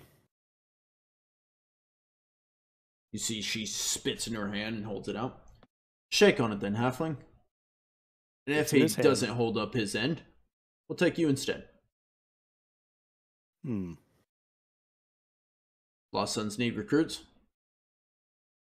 As I've heard, and it looks like you keep your recruits pretty well kept. And I have to say... We take care of our own. I have to say, I thank you for that. I was quite worried about my friend Dibs. From what I've heard, we treat him better than his previous crew, so... I'd say that would be accurate. Well, and then he spits in his hand and goes to shake hers. You feel a very firm grasp. This woman is a warrior. She is strong. I mean, she's not crushing her hand or anything. It's just firm. It's a firm, very firm handshake. Yeah. Business. Very calloused hands. She shakes her hand, and it's at this point that you see her armor patchwork, but decently maintained and taken care of, but very much stained with blood. You can see dirt and blood stained on it that isn't unable to come out, but very well taken care of as best you can. Laid off kind of very neat foot on a shelf nearby. A like dresser trunk of sorts. And she stands up to her full height, not very tall or intimidating or imposing woman, but the way she carries herself makes up for that. And she looks at you, kind of not looking down on you, obviously looking down on you, but not looking down on you, but more looking at you as a business opportunity. And she goes, then it's a deal then. What's your name? My name's Adarag and Gnimwirt, ma'am. And who may I have the pleasure of doing dealings with? Adarag and Gnimwirt. I'll remember that. They call me Captain Blackheart. You may call me the same. Understood, Captain Blackheart. Then it's a deal. When will we be going? Now works. Well, the now is times of the essence, I believe. So that now would work. Perfect. Where's your man building these? I will have some of my men go and help. Well, he's ensure progress. Of course. He's starting over at the workshop that's over by Hobbs Lodge. You know the place? Workshop by Hobbs Lodge. Yeah, we've seen it. Perfect. Aye. All right. Don't go far. You'll come with us. And she steps out of the tent. Okay. Gonna just step out of the tent, just like. You're just like, okay. All right. You see, she lets out a whistle, and various people start to gather around. All right, brothers and sisters, we've got ourselves. Kind of looks at you. A job. We've got to go help gather some materials for a craft, a build that's going to help this town. In the meantime, they're going to help us build something of our own. So, I'm going to need half of you to accompany Adarag here to go gather these materials. The other half will join his friend. His name? His name's Gnimwirt. He will join his friend Gnimwirt near Hobbs Lodge, a workshop next door. You've all seen it? You will join him there. Ensure the job gets done. Y'all know what to do. Split up, 2 teams. Send off. And she'll step back into the tent, kind of looking down at you, and she'll be like, good day, Adarag. I wish you safe travels. Godspeed to you too, and I appreciate your efficiency. You see she is definitely a woman of business, a woman of, like, action, but you see genuine, like, care in her eyes when she's like, you know, like, safe travels. Probably not giving a fuck about you, maybe because you're, like, a paying customer, but more you're going to be with her team, and she cares about them. You can tell she genuinely, like, cares about her people when she spoke and when she, like, sent you off. Not so much that her voice gave that away, but more the look in her eyes. Yep. And she'll step back into the tent. Right. Adarag, you're briskly gonna be kind of lumped in with a group of people who grab their gear I mean, they already had they know what to do. They're grabbing stuff, throwing it on, and they're like you see a group with like one person walking towards the front gate, another person kind of joins up with them, another person joins up with them, and you're heading out. By the time you head out the front gate, I'm guessing you follow them? Yep. Okay. By the time you follow them, there are let's see, 1,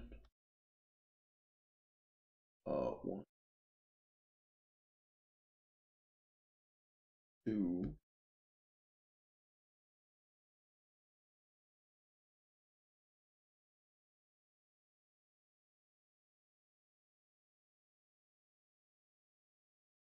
there are 8 people plus you plus Dibs walking out the front gate.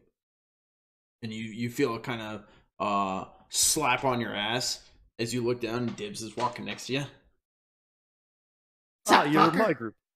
This is going to be fun. Fuck yeah, it is. We're gonna kick some ass. As you guys walk out the front gate of Lost Sons camp, heading up the Switchback Trail, a full 10 of you moving out. Even with 10 of you moving out, you do still see some posted guard in the camp and keeping watch over the camp. So there's more that's still there. Mm-hmm. But as the fellowship of the Adarag head up the Switchback, Gnimwirt, you're out picking up sticks, picking up twine, testing it, gathering it up, kicking some rocks. Okay, don't need those. Da-da-da. You feel, you don't hear, you don't see anything. Feel a chill, and the hair on the back of your neck kind of stands up. You feel like you're being watched.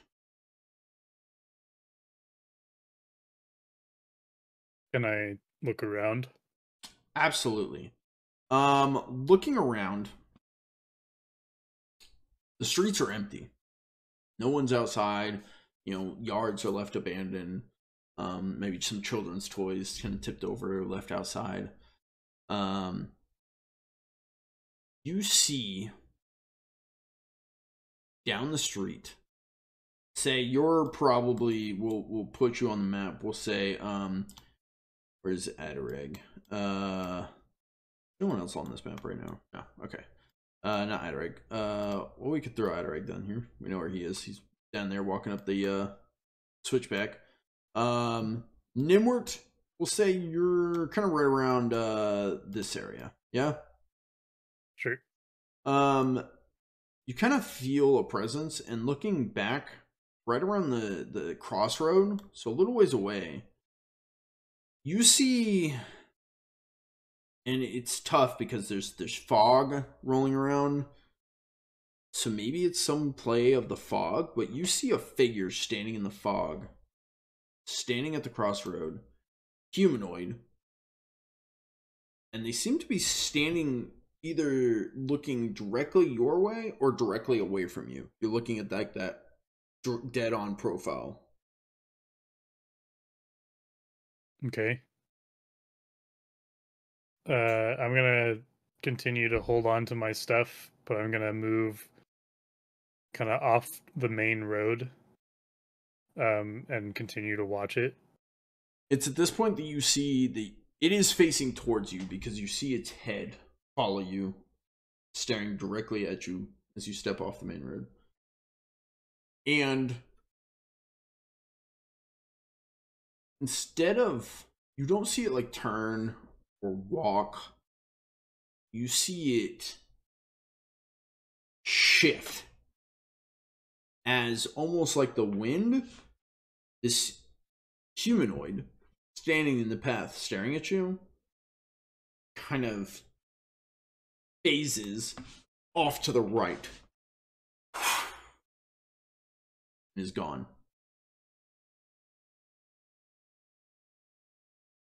Okay, I'm gonna slowly start approaching that crossroad, making my way back down towards where I knew Adarag was. Reaching the crossroad, you see the figure once again at the next crossroad. Okay, I'm gonna standing there. I'm gonna pull out a little handful of the moss and just hold it with me. You felt the medicine, the shield, this entire time. It's been pretty close to you. Had a lot of it close to you. This thing stands there, the fog moving across the ground as it always does. This figure stands there, watching you. You see, at this point, you can tell a weapon on its back.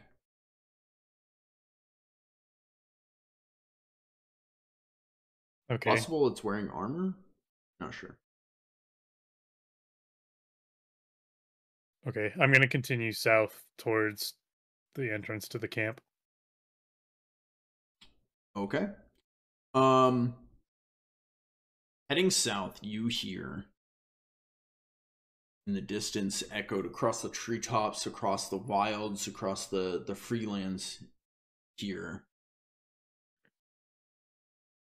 a whisper, a breath, the wind.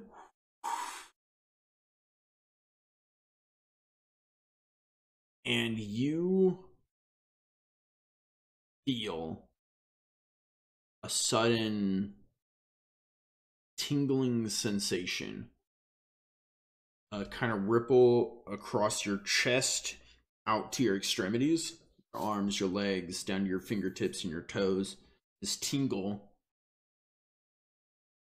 as soon as it happened, just like almost like a ripple effect,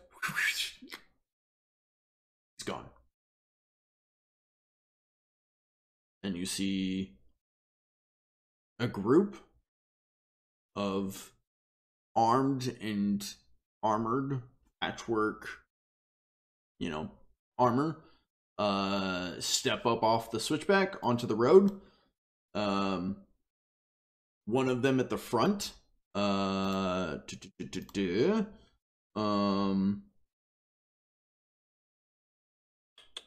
you, stand by. Not you, apologies.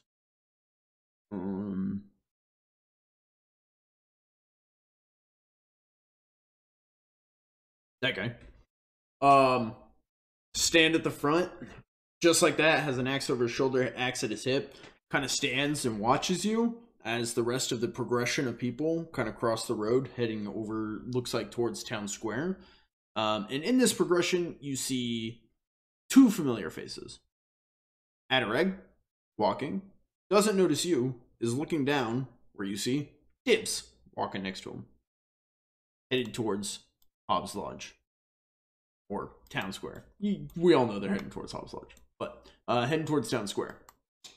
I think that's where we're gonna wrap this episode up of King's Crossing, episode 28. Any thoughts? Ooh. Tingles down my spine. Tingles. Different kind of tingles, though. Last time you had a ripple effect up your spine. This is different. This isn't the dragon landing or stepping around near you. Yep. Yep. Oh. Let me preface that. It They're felt there. very different. But yeah, so that's gonna wrap up this episode. Huge shout out Tough Nuts and Adise playing Gnimwirt and Adarag. Thank you to my players. You guys are absolutely great. This was an interesting episode. Not nearly as, death-defying or, meeting new races or running into new enemies, but I feel like it was definitely an investigative and figuring out some information and hopefully devising a plan that might help the town. Who knows? Who knows? The plan is, I believe, to help the town, and now they've got probably the most people they've ever had, armed and dangerous army around them. I think at this point, Adarag and Gnimwirt have become the most dangerous people in town. Yeah, I don't know. I mean, there's Grunkle and like Torvekik, but even them, I don't know if they would take on 8 armed soldiers. So with that, Gnimwirt and Adarag have become the most powerful people in town. They've got an army at their back. It only costs them. I'm the captain now. Yeah, Adarag is the captain now. As much as Grunkle's like, I got a castle. You're like, I have an army. So yeah, that's episode 28, King's Crossing. Thank you so much for watching. Hopefully everyone enjoyed. If you did, feel free to drop a like on the video, comment all the things, and subscribe to see more. We do 2 of these a week. One with this group, one with a group featuring Mr. Pickles playing Grunkle, Shifty playing Wilfer, and Fred playing Torvekik. You get to hear a little bit about them this episode, but what they're getting up to during all this, we'll find out next time on King's Crossing. Thanks so much for watching. We'll see you in the next one. Cheers.